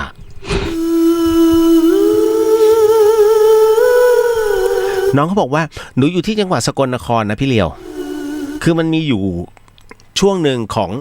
ของชีวิตเลยคือเป็นช่วงสงกรานต์นะตอนนั้นแล้วก็เป็นช่วงปิดเทอมด้วยหนูก็ไปหาพ่อที่กรุงเทพนะฮะอันนี้น้องหญิงบอกนะฮะก็คือพ่อหนูเนี่ยเขาเช่าอพาร์ตเมนต์อยู่ในซอยลึกนะแถวย่านหลัก4ค่ะหนูนั่งรถไปถึงนั้นน่ะช่วงถึงตอนช่วงตี3จะตี4นะที่ตึกนั้นปิดไฟมืดเลยน้องเขาบอกว่าบรรยากาศกำลังเงียบสงัดดูน่ากลัวมากพี่เลียวพี่คนขับรถนั้นที่มาส่งหนูเขาก็บอกให้หนูนั้นโทรหาพ่อให้ลงมารับจะดีกว่าไหมเพราะดูมันน่ากลัวนะและอีกอย่างนึงคือว่าของหนูที่เอามาจากบ้านน่ะเยอะแล้วปรากฏว่าห้องของพ่อก็อยู่ตั้งชั้น4ซึ่งไม่มีลิฟต์ด้วยแต่หนูโทรไปหาพ่อแล้วนะพ่อก็ไม่รับสายเลยต้องให้คนขับรถนั้นช่วยเอาของออกมาเอามากองไว้ข้างล่างก่อนแล้วหนูก็วิ่งขึ้นไปเรียกพ่อที่ชั้น4ค่ะหนูหญิงบอกว่าหนูวิ่งขึ้นไปแบบก้าวทีละ 2-3 ก้าวนะฮะ คือขึ้นไปก้าวยาวๆเป็นขั้นๆแบบ2-3 ขั้นวิ่งแบบหลับหูหลับตาเพราะว่ามันมืดมากวังเวงแล้วก็น่ากลัวมากค่ะพี่ขณะกำลังวิ่งขึ้นไปนั่นเองฮะคุณผู้ฟังครับประมาณชั้น3เห็นจะได้หนูก็วิ่งสวนกับคุณลุงคนหนึ่งคุณลุงคนนี้ใส่เสื้อสีฟ้าแบบคนขับรถแท็กซี่ค่ะแต่ไม่เห็นหน้านะเพราะว่ามันค่อนข้างจะมืดหนูก็คิดในใจว่าลุงแกเนี่ยคงจะออกไปทำงานแล้วละมั้งพอไปถึงห้องหนูก็เรียกพ่อแล้วก็พากันลงไปขนของตอนขาลงมาเนี่ยหนูก็เดินสวนกับลุงแท็กซี่คนนั้นอีกหนูก็เอะใจว่าทำไมลุงแกถึงยังไม่ลงไปอีกล่ะหรือว่าคงจะลืมของแต่ก็ไม่ได้ใส่ใจอะไรนะพี่จนหนูว่าขนของเป็นที่เรียบร้อยแล้วกระทั่งรุ่งเช้าวันต่อมาพ่อหนูก็ต้องออกไปทำธุระแต่เช้าเลยหญิงบอกว่าหนูต้องอยู่ห้องคนเดียวค่ะหลังจากที่พ่อปิดประตูออกไปไม่นานหนูก็ได้ยินเสียงเหมือนคนเดินขึ้นเดินลงบันไดไม่หยุดเลยเพราะว่าห้องของพ่อหนูอยู่ติดบันไดตอนนั้นก็ไม่ได้คิดอะไรนะพี่เลียวผ่านไปอีกพักหนึ่งหนูก็ตื่นขึ้นมาเพราะว่ามีคนมาเคาะประตูห้องทีแรกก็คิดว่าเป็นพ่อแต่พอแง้มม่านหน้าต่างเนี่ยออกมาดูหนูแทบจะเป็นลมค่ะหนูเห็นลุงแท็กซี่ที่เจอที่บันไดเมื่อคืนมายืนอยู่หน้าห้องแต่อยู่ในสภาพที่ลิ้นจุกปากพี่ที่คอนั้นมีรอยม่วงช้ำเป็นจ้ำเลือดและที่สำคัญคือแกหันมามองหนูที่หน้าต่างด้วยหนูรีบปิดปิดม่านแล้วก็วิ่งกลับไปนอนคลุมโปงทันทีคิดซะว่าไม่เห็นแต่หนูก็ยังได้ยินเสียงเดินขึ้นเดินลงบันไดพร้อมกับเสียงเคาะประตูเป็นระยะไม่หยุดพอพ่อกลับมาหนูก็เลยรีบเล่าเรื่องนี้ให้พ่อหนูฟังทันทีพ่อทำหน้าตกใจกับสิ่งที่หนูเล่ามาพ่อก็เลยบอกว่าเมื่อก่อนเคยมีลุงคนนึงแกเป็นคนขับรถแท็กซี่พักอยู่ชั้น3ข้างล่างหนูนี่แหละแล้วแกเกิดไปชอบพอกับผู้หญิงคนหนึ่งที่อยู่ชั้น4เลยเดินขึ้นมาหาเธอคนนั้นบ่อยๆแต่ปรากฏว่าวันหนึ่งเกิดทะเลาะกันรุนแรงจนเลิกกันไปลุงแกก็เลยไปผูกคอตายประชดที่ประตูห้องของแกสภาพศพคือลิ้นจุกปากตาเหลือกปิดไม่สนิทแล้วหลังจากนั้นในตึกมักจะมีคนเห็นลุงคนนี้แกเดินขึ้นลงบันไดเนี่ยชั้น3อยู่บ่อยๆคนทำงานกลับดึกๆก็เจอกันหมดส่วนที่ลุงแกมาเคาะห้องเนี้ยเพราะว่าห้องนี้เป็นห้องเก่าของผู้หญิงคนนั้นมาก่อนแกก็เลยมาหาหญิงบอกว่าพี่เลียวคะหนูได้ฟังถึงกับขนลุกเลยค่ะแต่พ่อหนูกลับไม่เคยเจอนะหรือไม่เคยได้ยินอะไรเลยพ่อหนูก็เลยอยู่มาได้ถึงป่านนี้นี่ก็คือเรื่องราวทั้งหมดสั้นๆนะคุณผู้ฟังครับที่น้องเขาส่งมาให้เอาละจบไป1เรื่องราวด้วยความรวดเร็วเห็นไหมก็ทุกๆคำถามย่อมมีคำตอบทุกๆปัญหาก็มีคำตอบแล้วแต่ว่าใครจะถามอะไรแบบไหนนี่แหละเอาละมาเข้าสู่เรื่องราวตรงนี้กับคำถามที่น้องยิงมาให้ผมเป็นผู้ตอบอยู่เรื่อยๆมาคำถามเรื่องคำถามแรกเลยมีไม่มากวันนี้ไปเรื่อยๆคุณผู้ฟังนี่คือ The Hit FM 104.50 MHz ครับคนแรกมาเลยน้องคิงถามมาว่าพี่ครับการใส่บาตรในวันขึ้นปีใหม่คือวันนี้แหละก็คือเมื่อเช้ามีผลกับดวงวิญญาณผู้ล่วงลับไหมครับแล้วน้องจะทำบุญทำไมเนี่ย น้องจะใส่บาตรทำไมนะจ๊ะมีก็คืออย่างนี้คือการทำบุญใส่บาตรในวันขึ้นปีใหม่เป็นเรื่องราวที่วันนี้ผมก็ไปนะ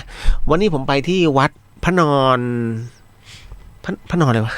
ผมจำไม่ได้ที่สันกำแพงพระนอนอะไรสักอย่างเข้าไปแล้วสวยงามมากมีรูปปั้นครูบาเจ้าศรีวิชัยองค์ใหญ่มากนะฮะคือประทับใจเพราะว่ารูปปั้นสวยยอมรับว่าที่นี่รูปปั้นสวยมากนะฮะผมจำชื่อวัดพระนอนไม่ได้จริงนะฮะอำเภอสันกำแพงแต่ที่แน่ๆนะถ้าไม่ติดพาณิชย์เกินไปนะผมเชื่อมั่นว่าวัดนี้สุดยอดจริงนะฮะเป็นวัดที่มีการทำแลนด์สเคปได้สวยงามมากคล้ายๆพอเข้าไปปุ๊บผมโอ้โหนี่ท่าใหม่อีเลย อารมณ์ท่าใหม่อีเลยนะฮะ คือสไตล์ในการจัดวัดให้คนถ่ายรูปหรือว่าการวางแลนด์สเคปการจัดพื้นที่เหมือนกันเด้จริงๆฮะทุกอนูทำบุญหมด เนี่ยฮะเข้าใจบางทีแบบนะคือเยอะไปบางทีมันเลี่ยนไงแต่ว่าก็โอเคคุณต้องไปดูฮะครูบาเจ้าศรีวิชัยสวยมากเป็นเรื่องจริงนะฮะที่ผมเห็นแล้วผมยังประทับใจเลยนะครับมาถึงอีกหนึ่งเรื่องราวฮะคุณผู้ฟังครับน้องเขาบอกว่าใส่บาตรในวันขึ้นปีใหม่มีผลกับดวงวิญญาณผู้ล่วงลับไหมต้องบอกว่ามีฮะนั่นคือว่าการที่คุณทำบุญใส่บาตรนั้นจิตเป็นกุศลแล้วเวลาพระท่านยะถายะจำไว้นะยะถาให้ผีสัพพีให้คนฮะยะถาพระนอนแม่ปูคาใช่วัดนี้แหละนะฮะไม่ใช่พระนอนขอนตาลนะฮะไม่ใช่นะฮะออมสินพระนอนขอนตาลอยู่สารพีอันนี้ที่สันกำแพงนะฮะพระนอนแม่ปูคาลองไปดูครับผมไปมาแล้วนะฮะแล้วก็ท่านจะแจกไม้เหมือนกับอะไรล่ะท่านจะแจกเป็นพระแกะสลักซึ่งเป็นท่านบอกว่าเป็นไม้เป็นจั่วใช่ไหมช่อฟ้าเก่าหรือสักอย่างเป็นไม้เก่าของครูบาเจ้าศรีวิชัยมาอธิษฐานนะฮะแล้วก็มาแกะสลักเป็นรูปของท้าวเวสสุวรรณนะฮะแจกครั้งละ50ชุดนะฮะวันละ100แต่แจกเช้า50กลางวัน50แค่คุณไปหมดแล้วคิวหมดแล้วท่านใช้จับฉลากเอาก็เป็นเรื่องคือเขาเรียกตามดวงนะแต่อันเนี้ยผมไม่เห็นนะเพราะผมไม่รอเพราะพอบอกว่าจับฉลากปุ๊บผมถอยเลยเพราะว่าอันนี้ถ้าเป็นคฤหัสถ์จับไม่มีปัญหาจับแล้วบอกพระอาจารย์ถ้าพระอาจารย์บอกให้จับไม่มีปัญหาแต่ถ้าพระจับน่ะอันเนี้ยเข้าข่ายเดี๋ยวนะมันอยู่ในพระวินัยในเรื่องของการเสี่ยงโชคเรียกว่าเป็นอบายแต่ผมคิดว่าท่านคงไม่จับเองน่าจะให้ลูกศิษย์จับให้เพราะว่าท่านจะรู้พระวินัยนะฮะถ้าจับคนแล้วพระจับโยมนี่ไม่ได้นะฮะเรียบร้อยเลยอันนี้ผิดพระวินัยแล้วยิ่งผมพูดแบบนี้มันจะกลายเป็น โลกาวัชชะนะฮะก็คือโรคติดเตียนซึ่งมันก็มันจะผิดพระวินัยนะตรงนี้แต่ถ้าเป็นโยมจับให้ท่านอย่างเงี้ยไม่เป็นไรแต่ผมไม่รอเพราะผมถือว่าอย่างพี่เลียวถ้าพี่เลียวแจกสมมุติผมมี100ใครมาแค่100คนผมแจกหมดเลยไม่มารอจับฉลากเรียกอันนี้คือเรียกโยมไงแบบให้ลุ้นไม่ทำนะฮะแต่ครูบาศรีวิชัยรูปสวยมากคุณต้องไปฮะอันนี้แล้วองค์พระนอนเองก็สวยบอกเลยฮะต้องไปนะฮะแต่เราดูแค่ตรงนี้เราดูแค่พระพุทธศาสนาเราไม่ได้ดูแบบจะไปจิบนี่ไม่อย่าไปทำอย่างนั้นนะฮะแค่ผมติงนิดนึงว่าถ้าลดลงตรงนี้ได้หน่อยจะสวยมากนะฮะเข้าใจบางทีมันจะลืมกันไงนะฮะในส่วนของดวงวิญญาณนั้นได้รับบุญไหมได้รับอานิสงส์ฮะในส่วนที่คุณเต็มจิตเต็มใจในการที่มอบอานิสงส์ผลบุญนี้ให้กับผู้ที่ล่วงลับไปแล้วได้รับแน่นอนนะฮะแล้วก็ทั้งหมดทั้งมวลขึ้นอยู่กับค่าของพระพุทธรูปขออภัยค่าของพระสงฆ์รูปนั้นด้วยก็คือในเรื่องของหลักการปฏิบัติถ้าท่านเป็นผู้ที่ปฏิบัติดีปฏิบัติชอบนั้นบุญนั้นก็ส่งผลเยอะหน่อยแต่ถ้าปฏิบัติบ้างไม่ปฏิบัตินะฮะเช้าเอนเพนนอนกลางคืนพักผ่อนกลางวันกลางคืนมานะฮะไม่ได้อย่างนั้นนะฮะถ้าอย่างนั้นก็คือส่ง1ได้1 นะจ๊ะก็จะมีค่าตัวของแต่ละรูปไปนะฮะมีอยู่ในพระสุตตันตปิฎกฮะอันนี้ผมไม่ได้เอาหนังสือมาไม่งั้นผมจะกางให้เห็นเลยว่าอยู่ในหมวดไหนของพระสุตตันตปิฎกที่พูดถึงค่าตัวของผู้ที่ทำบุญนะฮะก็คือศีลน่ะเป็นตัวกำหนดนะฮะเอาล่ะแล้วถึงณตรงนั้นนี่เองนี่แหละฮะดวงวิญญาณก็รับคุณก็รับนะฮะน้องคิงดังนั้นใส่ทำบุญทำบุญทุกวันได้อานิสงส์นั้นได้ตลอดแน่นอนฮะคนต่อมาเป็นน้องมิกบอกว่าพอดีเนี่ยเพื่อนผมขี่รถแล้วไปชนต้นไม้แล้วตอนนี้ยังไม่ฟื้นพี่เลียว อันนี้ขอแสดงความเสียใจนะฮะแล้วแม่เพื่อนผมเนี่ยไปหาพระอีกแล้วพระท่านก็บอกว่าวิญญาณยังไม่เข้าร่างพระบอกขนาดนั้นเลยฮะจริงป่ะวัดไหนเนี่ยผมก็สงสัยครับว่าเพื่อนผมยังไม่ตายแต่ทำไมเขาจึงบอกว่าวิญญาณไม่เข้าร่างคุณต้องไปเดี๋ยวนะคุณอย่าใช้คำว่าเขาว่านะฮะหรือว่าแม่เพื่อนบอกอย่างนั้นใช้หลักกาลามสูตรนะฮะเพราะว่าพระท่านเนี่ยพูดแบบนั้นกับโยมไม่ได้นะฮะหมายถึงว่าใช้การคาดเดาไม่ได้พระท่านจะอยู่กับความเป็นจริงห้ามอยู่กับความสมมุตินะฮะอันนี้ผมว่าดูข้อมูลใหม่แต่ถ้านะฮะผมใช้คำว่าแต่ถ้าท่านพูดแบบนั้นจริงๆสมมุติท่านรู้เป็นผู้ที่รู้จริงๆนะฮะวิญญาณยังไม่เข้าร่างนั้นผมสงสัยครับว่าทำไมเพื่อนผมยังไม่ตายแต่คืออย่างนี้ฮะคนเราเมื่ออยู่ในอาการหนึ่งที่มันเกิดขึ้นหูฟังฮะสมมุติว่ารถชนตูมแล้วมันไม่ตายแต่อยู่ในโคม่าแล้วก็ไปอยู่ในห้อง ICU CCU เพื่อรอดูอาการแต่ว่าเขายังไม่ฟื้นทำยังไงก็ไม่ฟื้นนะฮะแต่ชีพจรเต้นนะฮะสมองยังทำงานหัวใจยังเต้นดีความทุกอย่างมีดีหมดแต่เหมือนกับหลับไปเขาคืออย่างนี้ฮะ ผมพูดแทนได้ไม่ต้องบอกพระไม่ต้องไปถามพระอยู่ในภวังค์ในช่วงตรงนั้นเองเนี่ยที่สมองของคุณและตัวร่างเพื่อนของคุณเนี่ยอยู่ในภวังค์ฮะการที่อยู่ในภวังค์นั้นถามว่าวิญญาณจะอยู่ในร่างอยู่ได้ทั้งในร่างและนอกร่างพูดแค่นี้เมื่อไหร่ก็ตามคือจิตจะเร็วมากคุณเวลาเคลื่อนปั๊บเร็วมากๆไม่ใช่แบบเฮ้ยเดี๋ยวนะกูออกแป๊บนึงไม่ใช่ในหนังนะฮะเวลาจิตมันเหมือนกับว่าคุณกำลังทำงานอยู่ตรงนี้นะฮะคุณทำงานแล้วห่างจากผู้หญิงอีกคนหนึ่งสักประมาณ10 เมตรห่างนะฮะคุณกำลังทำงานอย่างด้วยความขยันขันแข็งนี่คือจิตมันอยู่ตรงนี้แล้วแต่พอผู้หญิงคนนั้นบอกหันว่าหูยดูไอ้คนนั้นสิเนี่ยหล่อก็ไม่หล่อแล้วดูดิใส่กางเกงตูดขาดเอาละเฮ้ยมันเรานี่หว่า จิตมันจะแวบไปแล้วมันก็กลับมาที่เราแวบคือมันจะไปฟังต่อว่าเขาจะพูดอะไรเหมือนกันฮะตัวจิตที่มันวิ่งแป๊บเร็วมากเพราะฉะนั้นจิตส่วนหนึ่งมันออกนอกร่างไปก็จริงฮะมันยังวนเวียนอยู่ในบริเวณรอบๆเข้าได้เข้าไม่ได้แล้วแต่บุคคลฮะแต่บางทีถ้ามันเข้ามาก็คือตอนที่มีคนกระซิบข้างหูอย่างคุณแม่เขากระซิบข้างหูลูกตื่นมานะลูกนะฮะเข้มแข็งนะลูกจิตดวงจิตรับรู้อยู่ในร่างแต่อยู่แป๊บหนึ่งออกอีกแล้วออกไปไหนแล้วแต่สันดานวาสนาอาจจะอยู่รอบๆหรืออาจจะไปเที่ยวหรืออาจจะเขาเรียกถูกดึงเอาไว้ณตรงนี้นี่เองที่เขาบอกว่าการถูกดึงเอาไว้ก็คือวิญญาณยังไม่เข้าร่างยังเข้าไม่ได้วิญญาณในที่นี้คือจิตฮะตัวจิตที่มันล่องลอยไปผมเล่ามาหลายครั้งกับในเรื่องของการผมยกตัวอย่างที่ใกล้เคียงที่สุดก็คือพระที่นั่งกรรมฐานแล้วถอดจิตไปหลาย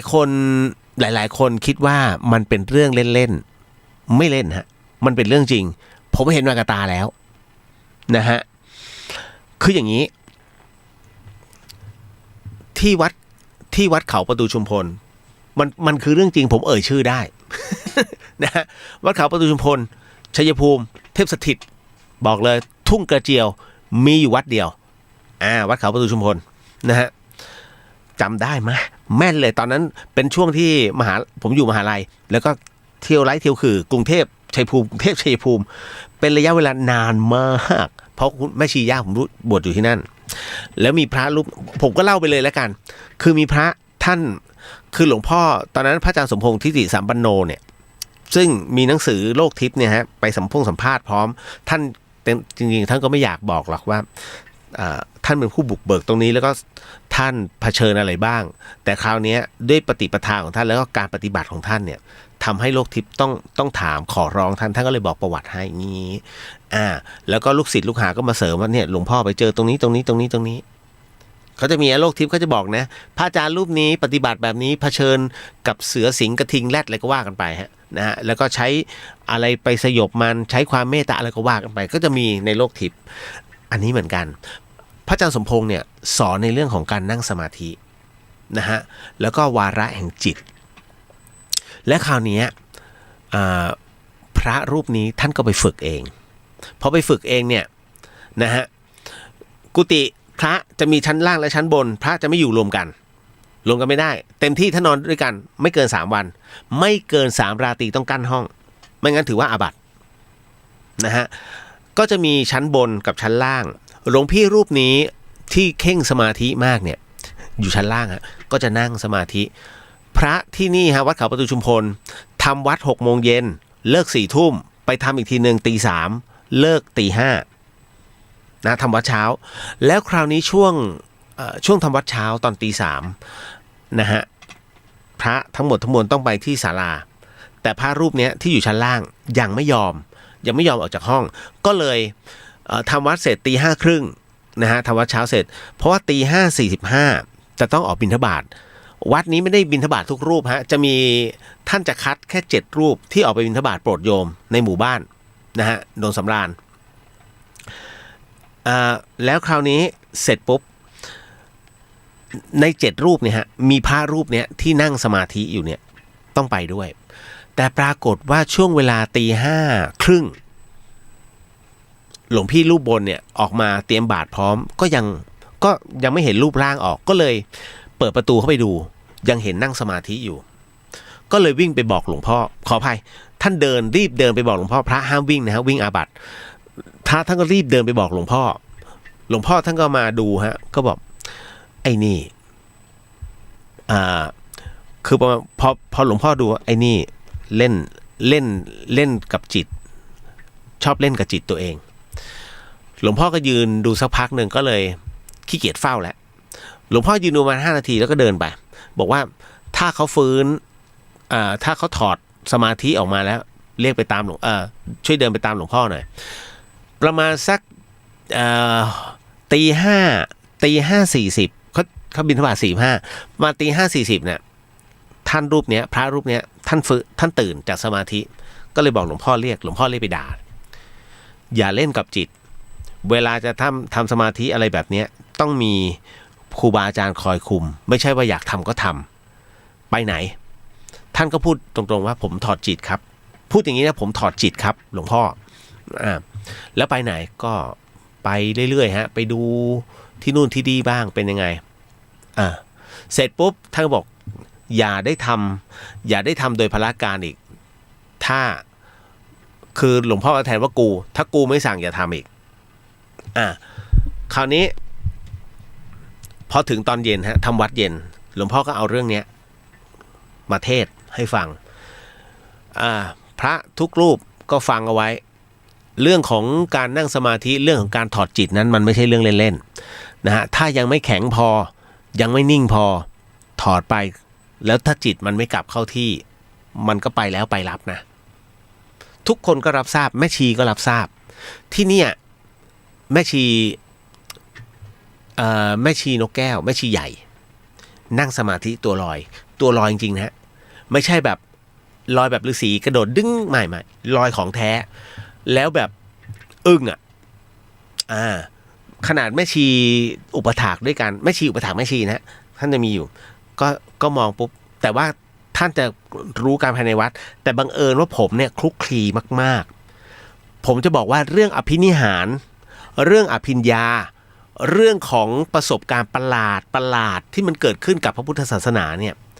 เขาไม่พูดเล่นกันแล้วเขาก็ไม่ได้มาพูดแบบโจงครึ่มกันอย่างเงี้ยอย่างที่ผมมาพูดกับคุณผู้ฟังไงฮะเขาไม่มาพูดเล่นๆนะฮะเพราะถือว่าไอ้วัดนี้มันอวดอุตริคือมันจะมีคนที่โจมตีด้วยเพราะฉะนั้นหลวงพ่อหรือว่าคนที่อยู่นะตรงนั้นเขาจะไม่พูดเล่นกันเขาจะรอแบบกลุ่มเล็กๆที่ไว้ใจได้แล้วก็มาเล่าให้ฟังเพราะว่าถ้าไปพูดพร่ำเพื่อไม่ได้ฮะอวดวิเศษโดนนะฮะปาราชิกแต่คราวนี้บังเอิญว่าเหตุการณ์นี้มันผ่านมาเป็น10 ปีแล้วผมอยู่ในเหตุการณ์ไงผมก็เลยพูดได้แล้วผมตั้งแต่แม่ชีย่าเสียผมไม่ได้ไปเลยพี่ๆเขาก็นัดกันที่วัดเขาเนี่ยแต่คราวนี้อันนี้ผมเล่าให้ฟังก่อนแล้วกันนะว่าคือแม่ชีนกแก้วเนี่ยนั่งแล้วตัวลอยเป็นสมาธิจริงๆนะฮะหลวงพ่อบอกว่าคือหลวงพ่อก็สอน ในเรื่องของการกำหนดแต่แม่ชีท่านนิ่งผมถึงได้บอกว่าจะเป็นภิกษุณีก็ดีจะเป็นแม่ชีก็ดีทั้งหมดทั้งมวลนะฮะถึงนิพพานเหมือนกันและแม่ชีนกแก้วสามารถนั่งได้แล้วลอยได้คือทุกคนเอาว่าแม่ชีพูดอะไรแม่ชีอย่างอื่นเนี่ยสาธุตามฮะวัดเขาประตูชุมพลเมื่อก่อนนี้มีแม่ชีทั้งหมดเนี่ย89 คนมีพระ100 กว่า110 รูป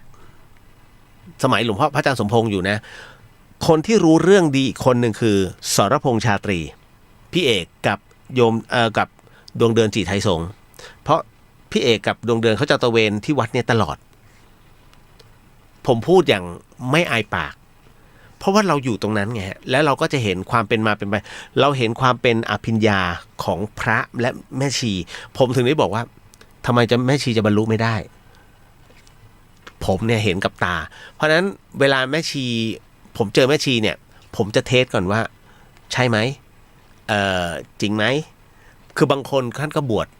เพื่อปฏิบัติธรรมแต่ว่าไม่ได้ถึงขนาดนั้นเราก็โมทนาสาธุแต่บางรูปเนี่ยเฮ้ยรูปนี้โอเครูปนี้โอเคเราก็จะบอกเลยแม่ชีนะอย่างอาจารย์แม่ชีพิมพ์เขาจะเรียกหลวงแม่ผมเป็นคนที่ยอมรับคนยากนะแล้วพอถึงนั้นตรงนั้นเสร็จปุ๊บมาในส่วนของพระบ้างหลวงพ่อก็ด่าออกอากาศเลยเทศไปด้วยนะฮะก็เลยบอกว่าพระที่ชอบนั่งสมาธิโดยที่ไม่มีครูบาอาจารย์สอนให้ระมัดระวังนะตรงนี้อย่าได้ทำโดยพละการเพราะไม่งั้นถ้าไปแล้วจิตไม่กลับมามึงตายพูดอย่างนี้เลยฮะจนกระทั่งสุดท้ายฮะคุณผู้ฟังวันเวลาผ่านไปสักประมาณ 2-3 เดือนผมกลับมาอีกรอบนึงเนี่ยก็เห็นแล้วมีตั้งหีบศพอยู่ข้างศาลาที่นั่นเขาจะแบ่งเป็นพระวินัยมีด้วยกัน3 รูปพระอคันตุกะ2 รูปคอยรับแขกเหลือนะเขาเรียกพระอคันตุกะแล้วก็พระมัคคุเทศก์อีก4 รูปเวลาใครมาคือวัดเขาประตูชุมพลเนี่ยจะเป็นวัดเดียวที่อยู่ในเขตทุ่งกระเจียวเทพสถิตนะฮะสุดแผ่นดินเนี่ยใครที่หลงมาที่วัดปุ๊บพระมัคคุเทศก์ท่านจะเข้าหาเลยโยมมากี่คนผู้หญิงกี่คนผู้ชายกี่คนโยมเดินได้ตรงนี้นะตรงนั้นเขตแม่ชีโยมผู้ชายอย่าเข้านะฮะตรงนี้เขตพระโยมผู้หญิงอย่าเข้าท่านก็จะบอกอาณาเขตที่สามารถเดินได้นะฮะแต่ผมแม่ชีย่าบวชนี้ผมก็จะอภิสิทธิ์ชนเลยเดินแม่งรอบวัดแต่ตุ๊กต้อง หลวงพ่อท่านก็จะรู้คุณหน้าอันนี้มาไปจะรู้แม่ชีทุกรูปก็จะรู้นะก็จะรู้ผมจะเข้าออกได้ง่ายแล้วคราวนั้นเนี่ยพอไปถึงรูปเนี้ยมีกรอบรูปเรียบร้อย วางไว้เสร็จปุ๊บผมก็เดินไปถามหลวงพี่ต๋องตอนนี้เป็นหลวงปู่ต๋องแล้วหลวงพี่ใครอะตอนแรกผมไม่รู้ไงว่าใครอะศพใครอะที่อยู่นะรูปเดิมพอพูดรูปเดิมที่ถอดจิตใช่ไหมรู้ทันทีฮะมันรู้โดยสัญชาตญาณนั่นก็คือว่าท่านก็เลยเล่าบอกว่าถ้าย้อนกลับไปก่อนที่ผมจะไปถึงที่วัด2 คืนย้อนกลับไป2 คืนปรากฏว่าเอาอีกแล้วเล่นเหมือนเดิมหลวงพี่ต๋องก็เลยเล่าบอกเนี่ยคนรูปบนที่อยู่ด้านบนเนี่ยก็เดินลงมาไปทำวัดรูปล่างไม่ตื่นยังนั่งสมาธิอยู่เหมือนเดิมท่านก็ไม่ได้ว่าอะไรก็ไปเสร็จปุ๊บพอได้เวลาจะต้องบิณฑบาตเพราะท่านต้องเว้นบิณฑบาตไงก็ไม่ยอมออกพอไม่ยอมออกพระรูปนี้ก็รายงานต่อหลวงพ่ออีกแล้วยังไม่ตื่นหลวงพ่อท่านก็ไปดูหลวงพ่อท่านยืนนะฮะหลวงพ่อท่านก็ดูหลวงพี่รูปนี้ที่นั่งสมาธิอยู่หลวงพ่อก็ยืนดูอยู่แป๊บไม่ถึง2 นาทีนะฮะหลวงพ่อก็บอกว่าถ้า7 โมงนะถ้า7 โมงยังไม่ฟื้นไปเรียกกำนันไปเรียกตำรวจแล้วไปเรียกหมอมาบอกอย่างนี้นะฮะหลวงพ่อพูดเองเลยสักพักนึงฮะท่านก็ต้องออกไปรูปนี้ต้องออกไปบิณฑบาตก่อน2 กิโลไปกลับ4 กิโลไม่รวมเดินเข้าบ้านโยมก็เบ็ดเสร็จแล้วท่านกลับมาเนี่ยประมาณ6 โมงครึ่งมาถึงอาทิตย์มันขึ้นแล้วแต่ยังโพเพอยู่ตอนนั้นมันเป็น ช่วงหน้าหนาวพอดีแล้วหมอกมันเยอะยังโพเพอยู่กลับมา6:30เสร็จปุ๊บท่านก็เลยเปิดประตูกุฏิอีกรอบหนึ่งใจไม่ดีฮะคือเป็นเพื่อนร่วมกุฏิอะแต่พระรูปนี้ท่านอยู่ข้างบนแต่รูปที่เล่นสมาธิอยู่ชั้นล่างคือเพื่อนร่วมกุฏิอะยังไม่ตื่นจากสมาธิท่านก็เลยจนกระทั่ง7:00เนี่ยตัวจากที่เคยแดงๆเริ่มเปลี่ยนสีค้ำลงก็เลยรีบไปบอกหลวงพ่อครับ7:00แล้วฮะยังไม่ถอนสมาธิเลยครับหลวงพ่อก็เลยพูดเลยโทรตามกำนันโทรตามหมอโทรตามตำรวจเสร็จปุ๊บไม่เกินชั่วโมงฮะตำรวจกำนันนะฮะมาถึงแต่หมอยังไม่มาพอเสร็จปุ๊บเนี่ยตำรวจกำนันมาถึงกุฏิพระทั้งหลายก็มามุงที่กุฏิแต่หลวงพี่นั้นเนี่ยยังอยู่ในนั่งสมาธิหลวงพ่อสั่งกำชับว่าห้ามโดนตัวเด็ดขาดนะฮะจนกว่าทิ้งไว้ประมาณ1 ชั่วโมงหมายถึงว่าหลังจาก7:00ไปแล้วก็คือ8:00ไปแล้วหรือ8:00กว่าไปแล้วค่อยโดนตัวจนกระทั่ง8:00หมอมาเสร็จปุ๊บหมอกำลังจะเข้ามาเสร็จปุ๊บหลวงพ่อก็เลยบอกอย่าเพิ่งโดนตัวหมอก็ถามทำไมครับหลวงพ่อท่านเล่นสมาธิอยู่อีก5 นาทีหลวงพ่อพูดเลยอีก5 นาทีถ้า5 นาทีต่อจากนี้ไม่ถอนสมาธิหมอตรวจได้เลยพอเสร็จปุ๊บ5 นาทีก็ไม่ถอนพอไม่ถอนเสร็จปุ๊บตามสัญญาฮะทุกคนก็จับพระท่านนอนหมอก็ตรวจไปแล้วหมอลงความเห็นว่าเป็นโรคหัวใจวายแต่จริงๆไม่ใช่นะพอเสร็จปุ๊บตึกนะฮะหลังจากนั้นพิมพ์ลายนิ้วมือนะฮะแล้วก็ทำโลงเลยฮะพระที่นี่ทำโลงเร็วมากทุกเสร็จบรรจุวาง2 วันผมมาหลวงพ่อบอกอย่างนี้ฮะตอนเย็นท่านก็ตกเทศนะฮะหลังจากที่เก็บศพไว้เรียบร้อยหลวงพ่อใช้ตรงนี้เป็นเครื่องมือในการสอนทั้งพระและชีแล้วก็คฤหัสถ์ที่ไปปฏิบัติธรรมหลวงพ่อบอกนี่คือผลของการที่ไม่เชื่อฟังครูบาอาจารย์ทำไมจึงเป็นเช่นนั้นเพราะว่าการเข้าสมาธิต้องมีครูบาอาจารย์คอยกำหนดแล้วท่านถอดจิตหลวงพ่อบอกจริงๆมันไม่ได้หัวใจวายตายมันไปเล่นกับจิตแล้วมันกลับเข้าล่างไม่ได้ที่กลับเข้าล่างไม่ได้แสดงว่าต้องมีอะไรบางอย่างผิดปกตินะฮะแต่ท่านไม่พูดแต่ผมอะต่อมเผือกเยอะ ผมเป็นผู้ที่มีต่อมเผือกธรรมชาติฮะผมก็เลยรับรู้มาว่าช่วงที่จะทำวัดเช้าหลวงพี่ข้างบนเนี่ยมาสะกิดนะฮะตอนนั่งสมาธิเหมือนกับว่าเอ้ยทำวัดเช้าแล้วนะแล้วก็ไปพอถึงตรงนั้นเสร็จปุ๊บคุณผู้ฟังฮะหลวงพ่อก็เลยบอกว่าตอนที่เทศด่าฮะเนี่ยเล่นกับจิตแล้วสุดท้ายเนี่ยมันไม่ได้หัวใจวายนะมันกลับเข้าร่างไม่ได้วันก็ต้องวนอยู่งั้นวนอย่างนั้นเพราะฉะนั้นก็อยากจะฝากญาติโยมอุบาสิกาแล้วก็พระสงฆ์จะทำอะไรก็ตามขออนุญาตไหว้ครูนะหลวงพ่ออยู่เนี่ยถ้าอยากจะเข้าสมาธิกันฝึกกันก็ตรงเนี้ยตอนที่มีหลวงพ่ออยู่นะฮะแล้วจากนั้นเนี่ยก็ให้ทุกคนนั่งสมาธิ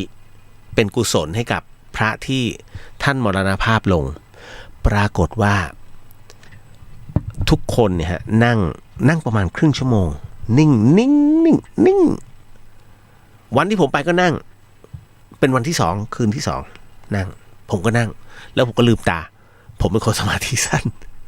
นะฮะมองซ้ายมองขวาก็เห็นมีเด็กๆลูกชาวบ้านอยู่ 3-4 คนมันก็เล่นมันเบาๆแต่ทุกคนเขานั่งสมาธิหมดเสร็จปุ๊บเราก็ฮึบเอามั่งหลวงพ่อถอนสมาธิครึ่งชั่วโมงหลวงพ่อก็เลยถอนสมาธิแล้วท่านก็พูดลอยๆนี่คือกรรมของมึงท่านพูดอย่างนี้เลยนะกรรมของมึงที่ไม่เชื่อฟังรับ ปากกูไว้แต่ไม่ทำตามมึงก็ต้องเป็นอย่างนี้พอพูดอย่างนี้เสร็จปุ๊บต่อมเผือกผมมาอีกรอบหนึ่งฮะคุณผู้ฟังก็เลยสอบถามได้ความมาว่าสิ่งที่หลวงพ่อพูดก็คือว่าอย่างนี้ท่านจับกระแสของตัวจิตของหลวงพี่รูปนี้ได้ยังวนอยู่ในกุฏิแล้วตอนที่มานั่งสมาธิกันหลวงพ่อก็พูดอันนี้คือท่านพูดกับพระหลวงพี่ต๋องซึ่งเป็น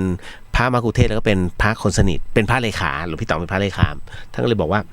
หลวงพี่ต๋องก็เลยบอกว่าเนี่ยหลวงพ่อเขาพูดอย่างนี้บอกว่าตอนที่นั่งสมาธิเนี่ยหลวงพี่รูปเนี้ยจิตหลวงพี่ก็อยู่ข้างๆหลวงพ่อมานั่งขอเข้ามาอยู่มานั่งขอเข้ามาแต่มันจะมีประโยชน์อะไรเหลือแต่ดวงจิตมึงไม่เหลือร่างเอาไว้พี่เลียวถึงได้พูดกับหลายๆคนเสมอๆครับว่าในระหว่างที่คุณเป็นมนุษย์อยู่เนี่ยทำบุญเพราะคุณมีร่างในการทำบุญฮะรูปนี้ก็ตามฮะท่านเป็นพระสงฆ์แต่ท่านถอดจิตออกไปนะฮะแล้วท่านกลับเข้ามาไม่ได้เนี่ยท่านจะเอาอะไรไปบำเพ็ญจะกราบขอเข้ามาท่านก็เหลือแต่ดวงจิตที่คงร่างเป็นวิญญาณแล้วก็กราบขอเข้ามาหลวงพ่อจึงได้บอกมึงจะมีประโยชน์อะไรมึงไม่ได้มีร่างกายแล้วเพราะร่างมึงใช้ไม่ได้แล้วหลวงพ่อก็ชี้ไปที่โลงทุกคนขนลุกหมดผมก็ตอนนั้นด้วยความที่เราไม่ค่อยเชื่อเรื่องประเภทนี้ไงก็ฟังสนุกสนานจนกระทั่งไปถามอีกวันหนึ่งไงผมไปถามหลวงพี่ต๋องก็เลยเล่าตรงนี้ให้ฟังนั่นน่ะพอเสร็จปุ๊บผมก็มารู้อีกทีหนึ่งว่าที่เป็นเช่นนี้ฮะคุณผู้ฟังวิญญาณกลับเข้าร่างไม่ได้เพราะว่าพระรูปบนสัมผัสตัวมันก็เชื่อมโยงไปอีกหนึ่งเรื่องราวที่ผมก็เล่าอยู่เรื่อยๆฮะเป็นเรื่องราวของยายแม่เขียวคุณยายคนหนึ่งสมัยหลวงพ่อปานที่ไปเฝ้าอะไรล่ะไปสวรรค์ชั้นดาวดึงส์เพราะการนั่งสมาธิเป็นคฤหัสถ์นะฮะไม่ใช่เป็นแม่ชีเป็นคฤหัสถ์ที่อยู่ในศีลในธรรมนะฮะเราไม่พูดถึงแม่เขียวแต่พูดถึงตรงนี้ก่อนนั่นก็เพราะว่าหลวงพ่อปานเคยพูดว่าแม่เขียวเนี่ยอยู่ในบ้านเนี่ย7 วัน6 ราตรีวันที่7จะต้องฟื้นขึ้นมานะฮะแต่ก่อนหน้านั้นเนี่ยตอนที่บุตรชายนั้นมาหาหลวงพ่อปานที่วัดบางนมโคอำเภอเสนาอยุธยานะฮะแล้วก็มาถามว่าแล้วมาบอกเกี่ยวกับแม่แบบเนี้ยหลวงพ่อปานเลยถามกลับไปมีใครไปแตะตัวบ้างหรือเปล่าลูกก็บอกอ๋อยังไม่มีได้แค่ดูว่าแม่นั่งสมาธิอยู่หลวงพ่อปานก็เลยบอกว่ามึงกลับไปหาไปเฝ้าแม่ให้ดีอย่าให้ใครโดนตัวแม่เด็ดขาดนี่ฮะเฉลยมันอยู่ตรงนี้พอเฉลยมันอยู่นี้เสร็จปุ๊บเนี่ยผมก็เลยมารับรู้อีกทีนึงว่าก็คือว่าคือ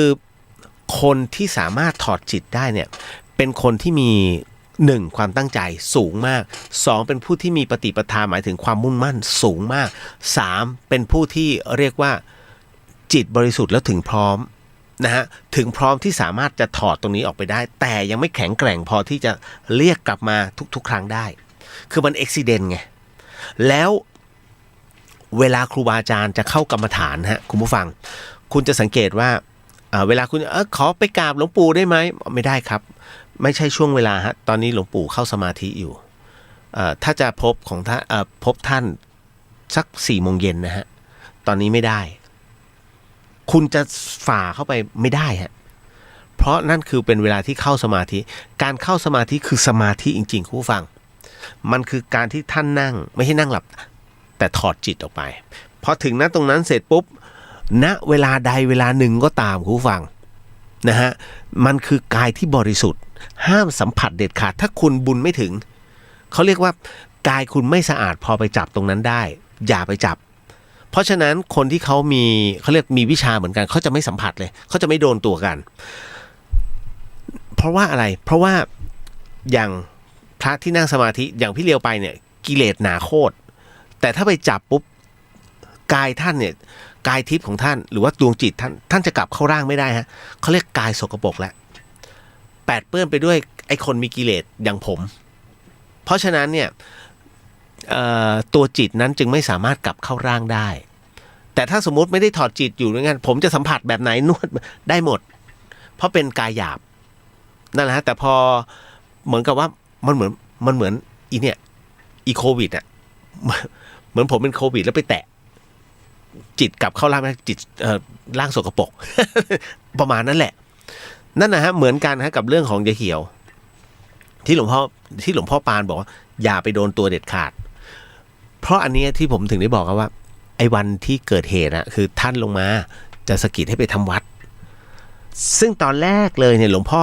สั่งนักสั่งหนาว่าอย่าโดนตัวแต่หลวงพ่อไม่ได้บอกเหตุผลนะว่าทำไมจึงห้ามโดนตัวพระรูปนี้นั่นแหละฮะนั่นจึงเป็นเรื่องราวของการที่คล้ายๆกันก็คือว่าจิตไม่เข้าร่างเก็ตไหมฮะมิกผมเล่ายาวเลยแต่มันเป็นเรื่องที่พัวพันกันหมดฮะมันเป็นเรื่องที่เกี่ยวข้องว่าทำไมพระถึงได้บอกวิญญาณนี้ไม่เข้าร่างมันเป็นอย่างนี้ฮะคือมันยังล่องลอยไปเรื่อยๆยังกลับเข้าร่างไม่ได้ยกเว้นว่าเมื่อถึงพร้อมบุญถึงพร้อมคืออะไรแม่ไปต้องไปหากำลังเสริมฮะบอกแม่ครับมิกไปทำสังฆทานไปไถ่ชีวิตโคกระบือนะฮะพอถึงตรงนั้นหรือว่าไปเป็นเจ้าภาพโรงพยาบาลสงฆ์ก็ได้เสร็จปุ๊บเนี่ยพอบุญถึงพร้อมเดี๋ยวเขาจะกลับเข้ามาได้เองก็คือชำระร่างกายอันบริสุทธิ์นะฮะเพียงแต่ว่าตรงเนี้ยไปโดนทั้งมือหมอมือพยาบาลมือบุรุษพยาบาลมือใครต่อใครโดนไปหมดนั่นนะฮะวิญญาณมันจำไม่ได้แรกเลยที่มันจำไม่ได้ที่มันอยากกลับเข้าร่างไม่ได้เพราะว่าน่าจะเป็นเพราะพวกผู้ที่ไปช่วยเหลือตั้งแต่ตอนแรกแล้วก็จับตัวเพราะเขาต้องการช่วยเหลือชีวิตแต่เขาจะไม่รับรู้เรื่องของจิตวิญญาณมากนักนะฮะอย่างที่ผมบอกเรื่องเบตาดีนคุณไม่รู้ใช่ไหมว่าเบตาดีนมีเป็นน้ำยากลั้วคอแต่คุณฝังใจว่ามันคือยาใส่แผลอย่างเดียวถูกปะนั่นแหละฮะ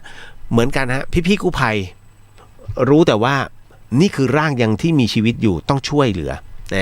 แต่พี่กู้ภัยไม่รู้เกี่ยวกับเรื่องวิญญาณว่าห้ามโดนห้ามแล้วจะกลับเข้าร่างไม่ได้ยังกลับเข้าร่างไม่ได้แบบนี้ฮะพอได้สัมผัสสมมุติว่าหนึ่งในกู้ภัยเขารับรู้แล้วก็ได้เล่าเรียนแล้วศึกษาจริงๆสัมผัสได้จริงปุ๊บเขาจะรู้ทันทีว่าเฮ้ยอย่าไปโดนตัวอย่าไปโดนตัวเขาจะรู้แต่เนื่องณวินาทีนั้นเขาเลือกไม่ได้ฮะเลือกที่จะช่วยเหลือชีวิตเป็นผมก็ต้องเลือกแบบเขานะฮะนี่เป็นอีกหนึ่งเรื่องราวนะมิกเก็ตนะยาวเชียวทำดีบอกว่าสวัสดีพี่เรียวสวัสดีปีใหม่ให้พี่เป็นสะพานบุญกันต่อไปนะครับขอให้สุขภาพแข็งแรงครับพี่ครับผมอนุโมทนาสาธุฮะผมจะบอกว่าจริงๆผมก็แย่นะเพราะว่าผมไม่ได้ตรวจประจำปีแต่เมื่อ2 ปีที่คือปี61ที่ผมป่วยปอดผมเป็นเม็ดขนาด6 มิลเซนครึ่ง6 มิล6 มิลลิเมตรจาก1 เซนคุณดูไม้บรรทัดแล้วขีดไป6 ขีดแล้วมันบวมนะตอนแรกหมอบอกว่าผมคิดว่าผมเป็นมะเร็งจริงมันไม่ใช่มันเป็นไม่รู้ว่ามันเกิดจากอะไรแต่ว่าก็กลัวเหมือนกันคือถ้าผมเป็นมะเร็งขึ้นมาไม่เกิน3 เดือนฮะเรียบร้อยแต่ผมบอกว่าณตอนนั้นผมไปดับไฟป่าหมอแล้วสูดควันอยู่เรื่อยหมอบอกมีโอกาสพวกเขม่าเลยมันไปจับแล้วทำให้ปอดคุณหายใจไม่เต็มที่มันก็จะเป็นโป่งๆขึ้นมาไม่ใช่ถุงลมโป่งพองไม่ใช่ผมไม่ได้สูบบุหรี่นะฮะเอาละเดี๋ยวอันนี้ตีสวัสดีครับพี่เรียวสวัสดีครับคุณจักรพงศ์สวัสดีปีใหม่ครับพี่เรียวผมเคยเจอผีที่อเมริกาคุณคือผู้โชคดีอยากให้โทรมาเหลือเกิน อยากให้โทรมาเหลาไม่ใช่น้องคนเดียวนะฮะอย่างอาจารย์ดร.กมลพรบัณฑิตยานนท์เนี่ยก็เจอที่อเมริกาคือคริสเนี่ยเขาจะไม่สอนให้เรารับรู้เกี่ยวกับเรื่องวิญญาณเรื่องผีนะฮะแต่บังเอิญว่ามันมีนะจ๊ะเดี๋ยวค่อยมาเล่าประมาณไหนแอนนานี่เพราะผมจะเข้าเรื่องน้องคนนี้ก่อนน้องแอนนาน่ารักมากฮะพี่เลียวหนูเพิ่งจะเรียนรู้ศาสนาพุทธค่ะตอนนี้หัดนั่งสมาธิแต่อยากรู้ว่าศาสนาพุทธมีอะไรอีกที่นอกเหนือจากการนั่งสมาธิโอ้ยแอนนาเอ้ย นะฮะแม่นี่ถ้าไม่ติดว่าผมอายุมากนะน้องแอนนา พี่เหลียวจะพาน้องแอนนาไปดูวัดต่างๆบังเอิญว่าตอนนี้ขี้เกียจไปไหน ในช่วงโควิดขออยู่กับที่ดีกว่าแอนนาฮะนอกจากคือพุทธศาสนาเป็นศาสนาที่รวมทุกศาสตร์เอาไว้ในศาสตร์เดียวกันนิติศาสตร์รัฐศาสตร์แม้กระทั่งแพทย์ก็รวมนะฮะสังคมศาสตร์ภูมิศาสตร์ธรณีมีหมดนี่คือพระพุทธศาสนาจริงๆจริงๆนะฮะเพราะฉะนั้นเนี่ยพระพุทธศาสนาจึงเป็นศาสนาแห่งการใฝ่รู้เป็นศาสนาที่ให้ทดลองถ้าคือบางคนบอกอุ้ยจริงเหรอพี่เลี้ยงโม้เปล่าคุณต้องเรียนคือคุณต้องรับรู้แล้วก็เรียนรู้กับมันบางคนเริ่มที่จะเรียนพุทธศาสนาเบื้องต้นคือพระพุทธเจ้าก็คือลูกของพระเจ้าสุโธทนะมาถึงเสร็จปุ๊บนะฮะเกิดที่นู่นที่นี่ตรัสรู้ตรงนั้นตรงนี้นะฮะปรินิพพานเรียนรู้แค่นั้นจริงๆไม่ใช่มันมีอะไรเยอะมากฮะต้องรับรู้ถึงหลักของมันอย่างเช่นนิติศาสตร์เนี่ยในเรื่องของการปกครองนะฮะเป็นแบบไหนการใช้ตัวบทกฎหมายกับประชาชนแบบไหนสมัยที่เป็นเจ้าชายสิทธัตถะนะฮะรัฐศาสตร์แบบไหนพยาบาลตรงไหนนะฮะฤาษีชีวกตอนที่พระโมคคัลลาไม่สบายพระพุทธเจ้าก็ยังมาโปรดให้โปรดอะไรแบบไหนมีหมดฮะพระภิกษุอาพาธโน่นไปฉันน้ำมูดเน่าไอ้นู่นไอ้นี่ไอ้นั่นท่านสอนหมดเลยวิชาการแพทย์คือมันรวมอยู่ในศาสตร์นั้นหมดเลยฮะพระพุทธศาสนาเพียงแต่ว่าเราจะเอาตรงไหนหยิบออกมาแค่นั้นเองต้องเรียนรู้กับมันนะฮะเหมือนกับคุณเรียนเพชรสมมุตินะคุณเรียนมวยไทยนะฮะแล้วมวยไทยเนี่ยโอ้โหสอนแม่ไม้ทุกอย่างเลยคุณเลือกใช้เอาว่าจังหวะไหนจระเข้ฟาดหางนะฮะจังหวะไหนฮีรันม้วนแผ่นดินนะฮะจังหวะไหนทัดมาลามันจะมีบอกนะฮะเพราะฉะนั้นเนี่ยมันเลือกใช้ณถูกที่ถูกเวลามันถึงจะถูกต้องนะจ๊ะเอาละฮะเพราะฉะนั้นเนี่ยแอนนาบอกว่านอกจากนั่งสมาธิแล้วยังมีอะไรอีกเยอะมากแอนนานะในเรื่องของพระพุทธศาสนาเนี่ยนะฮะน้องต้องดูก่อนว่าน้องชอบส่วนไหนของพระพุทธศาสนาถ้าน้องบอกว่าน้องแค่นั่งสมาธิเนี่ยเป็นสิ่งเบื้องต้นที่แอนนาจะต้องเผชิญกับมันนะฮะเพราะฉะนั้นแอนนาต้องรู้ก่อนว่าศาสนาพุทธของเราเนี่ยมันไม่ใช่แค่นิกายเดียวหรือ2นิกายมันมีเยอะแยะนิกายวัชรยานมหายานนะมหานิกายธรรมยุทธ์เยอะฮะเพราะฉะนั้นถือพระพุทธเจ้าก็มีถือเทพก็มีนะฮะถือเฉพาะอะไรล่ะในส่วนของฮินดูเขาก็มีนะฮะความเชื่อที่แตกต่างกันนะฮะมันก็แล้วแต่นี่แหละมีเยอะฮะแอนนานะมันต้องลองนะจ๊ะเรื่องราวตรงนี้มาต่อคนต่อมานะฮะน้องปรางบอกว่าที่บ้านเขาล้มวัวพี่เลียวแล้วทำเป็นอาหารไปถวายพระในวันรุ่งขึ้นไม่ทราบว่าท่านจะฉันได้ไหมคะคือได้ยินมาว่าเห็นค่าเป็นอาหารแล้วทันทีจะกินไม่ได้แต่อันเนี้ยข้ามวันนะพี่เลียวจะเอาไปทำอาหารพระจะกินไหมคะ ตอนแรกก็พูดดีหรอกเขาเรียกฉันนะถูกแล้วนะฮะคืออย่างนี้คุณผู้ฟังมันมีเรื่องราวหนึ่งฮะที่สมัยหลวงปู่แหวนสุจินโนกับหลวงปู่ตื้อนะฮะ หลวงปู่แหวนกับหลวงปู่ตื้อเนี่ยนะฮะอาจารย์จะธรรมโมนะฮะหลวงปู่ตื้อนั้นในสมัยที่ท่านจาริกแถบอีสานนะฮะจากอะไรล่ะอุบลไปยังนครพนมตอนนั้นยังมีจังหวัดมุกดาหารยังไม่มีจังหวัดมุกดาหารนะฮะก็จากอุบลเนี่ยฮะเดินไปเรื่อยๆไปถึงจะเข้าเขตนครพนมมั้งณตรงนั้นมีวัดหนึ่งฮะ นะฮะสมัยก่อนไม่มีนะฮะมอเตอร์ไซค์ยังไม่มีอะไรมากมายรถยนต์ก็ยังไม่มีมากมายเพราะฉะนั้นเวลาท่านจาริกเท้าเกวียนแต่ส่วนใหญ่ไปเท้าฮะอย่างที่ตู้อู๊ดบอกอธิษฐานเดินอย่างเดียวท่านก็เดินจากอุบลเนี่ยค่อยขึ้นไปนคร อุบลกับนครพนม200 โลนะ200 กว่าโลปรากฏว่าก่อนที่จะถึงนครพนมเนี่ยฮะ ตะแบงว่าเป็นเขตมุกดาหารแล้วกันในปัจจุบันคือถ้าเป็นมุกดาหารในสมัยปัจจุบันเนี่ยหลวงปู่ตื้อกับหลวงปู่แหวนนะฮะท่านมาด้วยกันนะครับมาเรื่อยๆจนกระทั่งจะมาถึงเพลที่วัดหนึ่งก็อยากจะพักเหนื่อยก็ขอพักหน่อยปรากฏว่าเจ้าอาวาสวัดเนี้ยไม่อยู่ไปธุระนะฮะไปธุระในเมืองนะฮะของนครพนมก็เหลือสามเณรตกใจมากอุ้ยดีใจมากอุ้ยนี่หลวงปู่แหวนนี่อุ้ยนี่หลวงปู่ตื้อได้ยินกิตติศัพท์ท่านมานานแล้วเป็นศิษย์หลวงปู่มั่นโอ้นิมนต์เลยนิมนต์น้องเนรก็เสร็จปุ๊บเดี๋ยวนิมนต์ฉันภัตตาหารเพลนะคะนะครับพอเสร็จปุ๊บน้องเนรก็ไม่รู้ไงคดข้าวไว้2 ถ้วยเสร็จปุ๊บเตรียมถวายนะฮะแหมเมื่อเช้านี้ก็กับข้าวก็ไม่มีโยมเยิมก็ไม่ค่อยทำน้องเนรมองซ้ายมองขวาเห็นไก่วัดมันเดินน้องเนรก็วิ่งเลยฮะวิ่งจับคว้าคอมับหลวงปู่แหวนกับหลวงปู่ตื้อกำลังสนทนากันอยู่มองเห็นนะฮะแล้วก็สักพักหนึ่งฮะไก่ก็ปักงับเรียบร้อยเสียงเงียบไป ประมาณสัก15 นาทีฮะน้องเนรก็เอาไก่เนี่ยมาเป็นภัตตาหารหลวงปู่ตื้อก็ให้พรหลวงปู่แหวนก็ให้พรแต่สุดท้ายแล้วเนี่ยนะฮะน้องเนรก็นั่งดูหลวงปู่คงต้องฉันแบบอร่อยมากวันนี้ไก่ย่างฝีมือเราหลวงปู่ตื้อหลวงปู่แหวนฉันแต่ข้าวเปล่า นะฮะน้องเนรก็สงสัยนะฮะแต่ท่านไม่พูดอะไร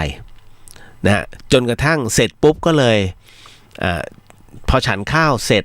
ก็ดื่มน้ำแล้วก็จาริกต่อนะฮะจนกระทั่งตกเย็นวันนั้นปรากฏว่าหลวงพ่อเนี่ยกลับมาที่วัด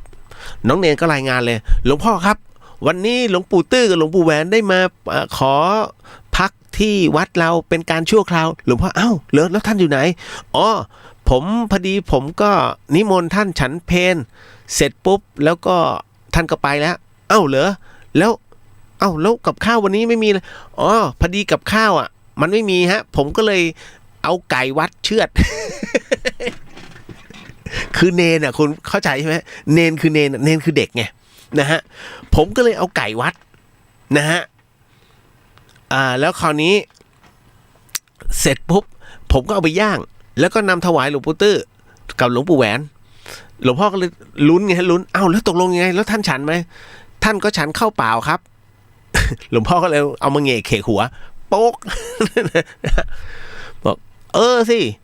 พระท่านฉันไม่ได้เอ้าทำไมหลวงพ่อก็เป็นอาหารก็เลยสอนเนรนะว่าจำไว้นะฮะพระจะฉันไม่ได้คือ1เห็นเขาฆ่าเพื่อเป็นอาหารนะฮะแล้วก็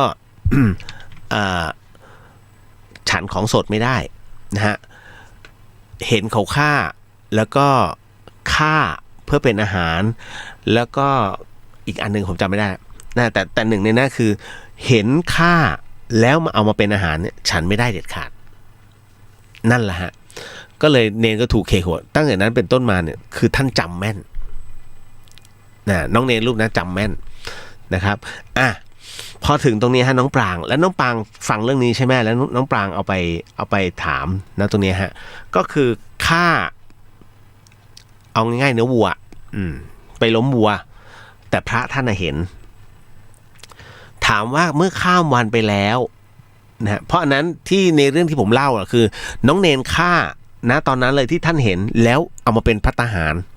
ถามว่าฉันไหมฉันได้ไหมไม่ได้นะฮะกรณีนี้เช่นกันนะถ้าล้มวัว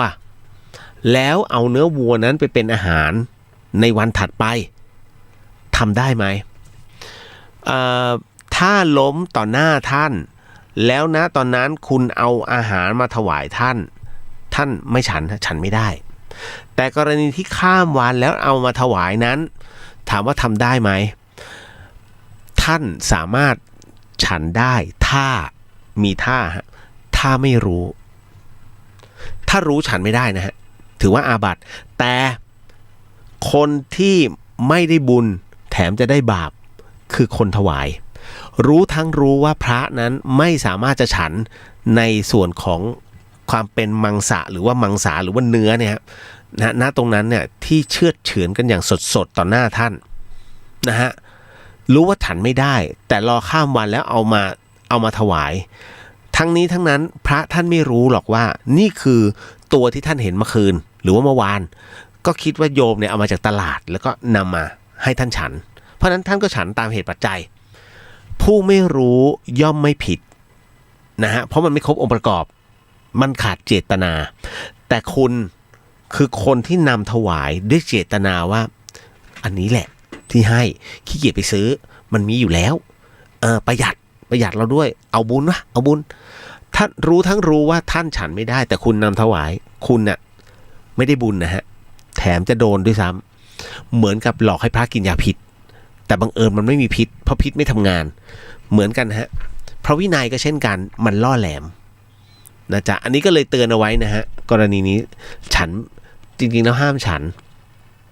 นะฮะต่อมาน้องน้ำการที่เราเชื่อคำทำนายดวงชะตาว่าเราต้องระวังชีวิตช่วงนี้ไปอีกระยะหนึ่งซึ่งทำให้เราคิดมากและก็มองว่ามันจะมีแนวโน้มตามที่เขาว่าแบบนี้หนูจะเป็นตามนั้นจริงๆหรือเปล่าครับพี่เลียวคือดวงมันมีอิทธิพลกับชีวิตเราขนาดนั้นจริงหรือครับพี่ต้องบอกก่อนฮะน้องน้ำฮะคุณผู้ฟังหลายคนเป็นนะโดยเฉพาะยิ่งคุณสุภาพสตรีฮะอันนี้ก็คือเป็นเรื่องราวที่เราต้องยอมรับผู้หญิงชอบดูหมอผู้ชายถามว่าชอบไหมส่วนใหญ่เฉยๆถูกไหมฮะส่วนใหญ่จะเฉยๆกับการดูหมอแต่ผมบอกอย่างหนึ่งครับว่าคือการดูหมอหรือว่าการวิชาโหราศาสตร์เป็นการวิเคราะห์ดวงดาวตามสถิติตามหน้าดวงเลยนะฮะแล้วคราวนี้ถามว่าต้องเชื่อไหมก็ฟังหูไว้หูมันไม่เสียหายฮะเพียงแต่ว่าคุณอย่าเอาดวงนำชีวิตจำไว้นะโหราศาสตร์เป็นการทำนายทายทักตามความน่าจะเป็นของดวงดาวที่มันจะเข้ามาโคจรแนวโน้มนั้นมันจะมีบอกฮะคนที่เรียนโหราศาสตร์จะรู้นะฮะแต่คราวนี้มันมีปัญหาตรงที่ว่าคุณจะเอาดวงนำคุณหรือคุณจะนำดวงแค่นั้นเลยฮะคุณผู้หญิงนะฮะอันนี้ต้องบอกนะฮะบางคนงมมากฮะแถมงายด้วยเพราะฉะนั้นอย่าไปงมงายกับมันเราฟังเพื่อเรารับรู้ว่าในอนาคตจะมีอะไรมันเหมือนกับคุณกำลังหา GPS ชีวิตอยู่ถูกไหมฮะโหราศาสตร์คือ GPS ชีวิตอุ๊ยมันจะต้องเป็นแบบนี้เหรอเพราะฉะนั้นคุณจะไปตามมันหรือคุณจะอ้อมมันบางคนบอกอุ๊ยดวงจะดีนะเนี่ยถ้าไปตามเนี้ยคุณดวงนั่นคือคุณไปตามดวงคือคุณก็ไปตาม GPS แต่ถ้าบอกว่าโอ้โหนี่ถ้าไปนี่ถ้าทำลงไปนี่คุณขาดทุนนะคุณจะขาดทุนทันทีอันนี้คุณต้องอ้อมไปดวงมันชี้มาแล้วว่าถ้าทำตามนี้แย่แน่ๆแล้วคุณจะเป็นยังไงงั้นกูคิดอย่างอื่นแล้วเราก็อ้อมไปเพราะฉะนั้นถ้าทางตรงกูโดนแน่ไปอีกทางแล้วกันเห็นไหมมันก็ไม่โดนเพราะฉะนั้นเนี่ยโหราศาสตร์ผมถึงได้บอกว่าคุณจะเอาแบบไหนจะเอาดวงนำชีวิตหรือว่าคุณจะนำดวงชีวิตคุณจะนำดวงนะฮะถ้าเป็นผมจะเอาชีวิตเรานำดวงถ้าดวงบอกว่าวันนี้ถ้าคุณก้าวเท้าซ้ายแล้วมึงตายแน่คุณก็จะเปลี่ยนเป็นก้าวเท้าขวาแต่ถ้าผมบอกก้าวเท้าซ้ายตายลองก้าวเลยไม่เห็นตายเลยถูกไหมเห็นไหมฮะมันเกิดเป็นเรื่องของความเยาะเย้ยแล้วผิดครูผิดเรื่องราวมันจะกลายเป็นคำดูถูกทันทีในเรื่องของโหราศาสตร์หรือว่าดวงชะตาเพราะฉะนั้นถึงได้บอกว่าจงพินิจพิเคราะห์ด้วยมันสมองนะฮะน้องบอกว่าพอไปดูแล้วมันมีแนวโน้มถูกต้องถ้ามันมีแนวโน้มแสดงว่าคุณแนวโน้มนั้นดีไม่ดีถ้าไม่ดีรีบเปลี่ยนจุดหมายฮะอย่างเฮ้ยถ้าฉันต้องทำงานเต็มวันก็ลองเปลี่ยนไหมขอนายบอกนายขาเดี๋ยวขอหนูไปพอดีมีลูกค้าเขาสนใจตรงนี้หนูขอไปคุยแทนบริษัทหน่อยได้ไหมเฮ้ยคุณต้องไปมันต้องผ่านเซลล์นะคุณต้องไปคุยกับเซลล์ก่อนให้คุณไปเลยฮะคือเขาเรียกบิดทิศทางมัน จบเลยเพราะฉะนั้นเนี่ยทุกอย่างมันแก้ไขได้รับรู้เพื่อแก้ไขไม่ได้ฝ่าไปดุยๆเป็นไงเป็นการว่าโดนลูกปืนนะฮะเก็ตนะจ๊ะ อุ้ยแต่ละคนสุดท้ายน้องอ้อสวัสดีปีใหม่ครับพี่สวัสดีค่ะหนูอยากถามว่าการที่เราต้องไปอยู่กับอีกคนนึงแต่ยังรักอยู่กับอีกคนเกิน ตายแล้วคุณผู้ฟังลองอันนี้อะไรเนี่ยเก่งมีสวัสดีฮะเก่งโรควิตกหรือเปล่า หายไปเลยนะฮะไม่ใช่เก่งนะผมหายไปเลย ผมก็ผ่านร้านคุณอยู่บ่อยๆนะฮะคุณจักรพงศ์เมกะบางนาเมกาแหมเขียนเมกาเมกะบางนาฮะ เมกาผมก็นึกว่าอเมริกาไงนะฮะเอาละฮะน้องอ้อฟังให้ดีนะครูฟังผมละเสียวการตอบปัญหาแบบเนี้ยน้องอ้อบอกสวัสดีค่ะพี่เรียวหนูอยากถามว่าการที่เราต้องไปอยู่กับอีกคนนึงแต่ยังรักอยู่กับคนเก่าแบบนี้มันเรียกว่าชู้ไหมคะ เอาต่อฮะคือที่ต้องไปอยู่กับอีกคนคือหนูพลาดและท้องกับเขาด้วยเหตุที่ว่าทำไปประชดแฟนสุดท้ายก็ต้องมาแต่งกับคนนี้แต่ใจยังรักแฟนเก่าอยู่อะค่ะ เอาอ่านแบบตลกเลยไหมสวัสดีค่ะพี่เลียวค่ะนะสวัสดีปีใหม่ค่ะหนูอยากถามว่าการที่เราต้องไปอยู่กับอีกคนแต่ยังรักอีกคนนึงแล้วพอดีว่าไปคล้องกับอีกคนนึงนะฮะเพราะที่พลาดเนี่ยท้องกับอีกคนนึงเนี่ยเพราะหนูประชดคนเก่า นะทำให้ตอนนี้ต้องไปอยู่กับแฟนใหม่เพื่อแต่ยังรักแฟนเก่าอยู่งงไหมปวดหัวนะเรื่องของเรื่องมันเป็นอย่างนี้กูฟังโอ้โหตอบไงดีวะเนี่ยโอ้โหเรื่อง การที่เราต้องไปอยู่กับอีกคนนึงแต่ยังรักคนเก่าเก็ตละ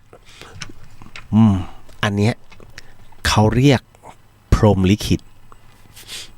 ไม่พรหมลิขิตในอุบัติเหตุคุณเนี่ยแท้จริงแล้วมีคู่คือแฟนเก่านะฮะแต่บังเอิญไปผิดใจเล็กน้อยงอนแฟนเก่าหรือเปล่าไม่รู้แต่บังเอิญคุณมาคบกับไอ้คนนี้ประชดแล้วดันพลาดถูกไหมฮะพลาดเพราะไปประชดแล้วได้ของฝากมาคือท้องมันก็เลยจำเป็นต้องแต่งงานกับเขาทั้งที่ยังรักคนเก่าอยู่ถูกป่ะทั้งที่ยังรักกับไอ้คนที่มันเป็นแฟนแล้วคุณประชดเขาเนี่ยคุณก็รักเขาแล้วคุณพลาดกับคนนี้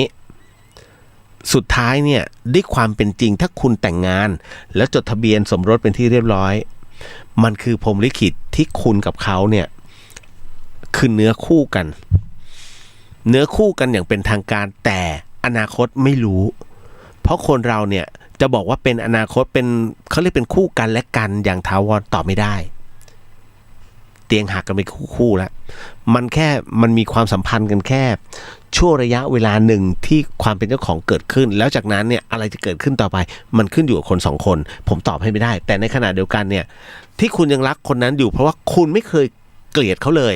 แต่คุณน่ะทะลึ่งไปประชดและประชดแบบไม่ควรจะเกิดขึ้นน่ะแล้วมันพลาดใช่ไหมฮะเพราะฉะนั้นคุณโทษใครไม่ได้เลยคุณโทษตัวคุณเองเลยฮะน้องฮะนะฮะเพราะฉะนั้นเนี่ยมันคือสิ่งที่น้องต้องก้มหน้ารับกรรมในสิ่งที่น้องทำผมให้คำตอบตรงนี้ไม่ได้จริงมันมีที่ไหนล่ะไปรักคือยังรักเขาแค่ทะเลาะกันแล้วคุณไปมีความสัมพันธ์กับอีกคนแล้วดันพลาดอันนี้ไม่ใช่แล้วผมมีความรู้สึกว่าคุณก็ชอบไอ้คนใหม่ด้วยแหละ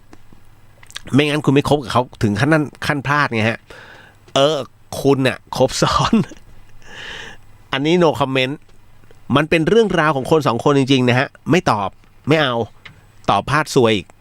มันเป็นปัญหาผมแต่ถามว่าเป็นกรรมนี่แหละคุณกำลังรับกรรมตรงนี้อยู่นี่แหละนะจ๊ะเฮ้ยนะฮะมันเรียกว่าชู้ไหมคะเขาเรียกคบซ้อน ถ้าชู้เนี่ยคือรักกับคนนี้อยู่แต่ยังไปมีความสัมพันธ์กับคนใหม่แล้วก็ทั้งที่ยังคบกับคนนี้อยู่หรือคุณไปแอบไปมีอะไรกับคนนี้นะฮะ แล้วเขาก็ยังมีอีกคนหนึ่งอยู่เขาเรียกชู นะจ๊ะพอแล้วหมดแล้วหมดเวลาในช่วงเวลานี้ก็ส่งท้ายปีเก่าต้อนรับปีใหม่นะฮะสิ่งหนึ่งสิ่งใดนะที่คุณคิดว่ามันมีประโยชน์กับชีวิตแล้วก็มีบุญกับชีวิตแล้วอันนั้นเป็นเรื่องราวที่ถูกต้องตามคันลองของธรรมขอให้สิ่งนั้นน่ะประสบผลสำเร็จแล้วก็ร่ำรวยขอให้คุณมีสุขภาพแข็งแรงทุกท่านนะฮะในเรื่องโอกาสวันส่งท้ายปีเก่าต้อนรับปีใหม่แล้วก็ปีใหม่เข้ามานะตรงนี้วันที่1พุทธศักราช2564ในเดือนมกราคมปีฉลูก็ขอให้ทุกอย่างนั้นฉลุยตามปีฉลูทุกประการเถิดฮะสาธุเอานะฮะก็พบกันใหม่กับเรื่องราวดีๆแบบนี้เดอะเฮียนในวันจันทร์นะฮะทุกเรื่องราวเลยนะสำหรับค่ำคืนนี้ราตรีสวัสดิ์นะครับพี่น้องชาวเชียงใหม่ราตรีสวัสดิ์นะครับพี่น้องชาวกรุงเทพบ๊ายบายแล้วจะผ่านโควิดไปด้วยกันจ้า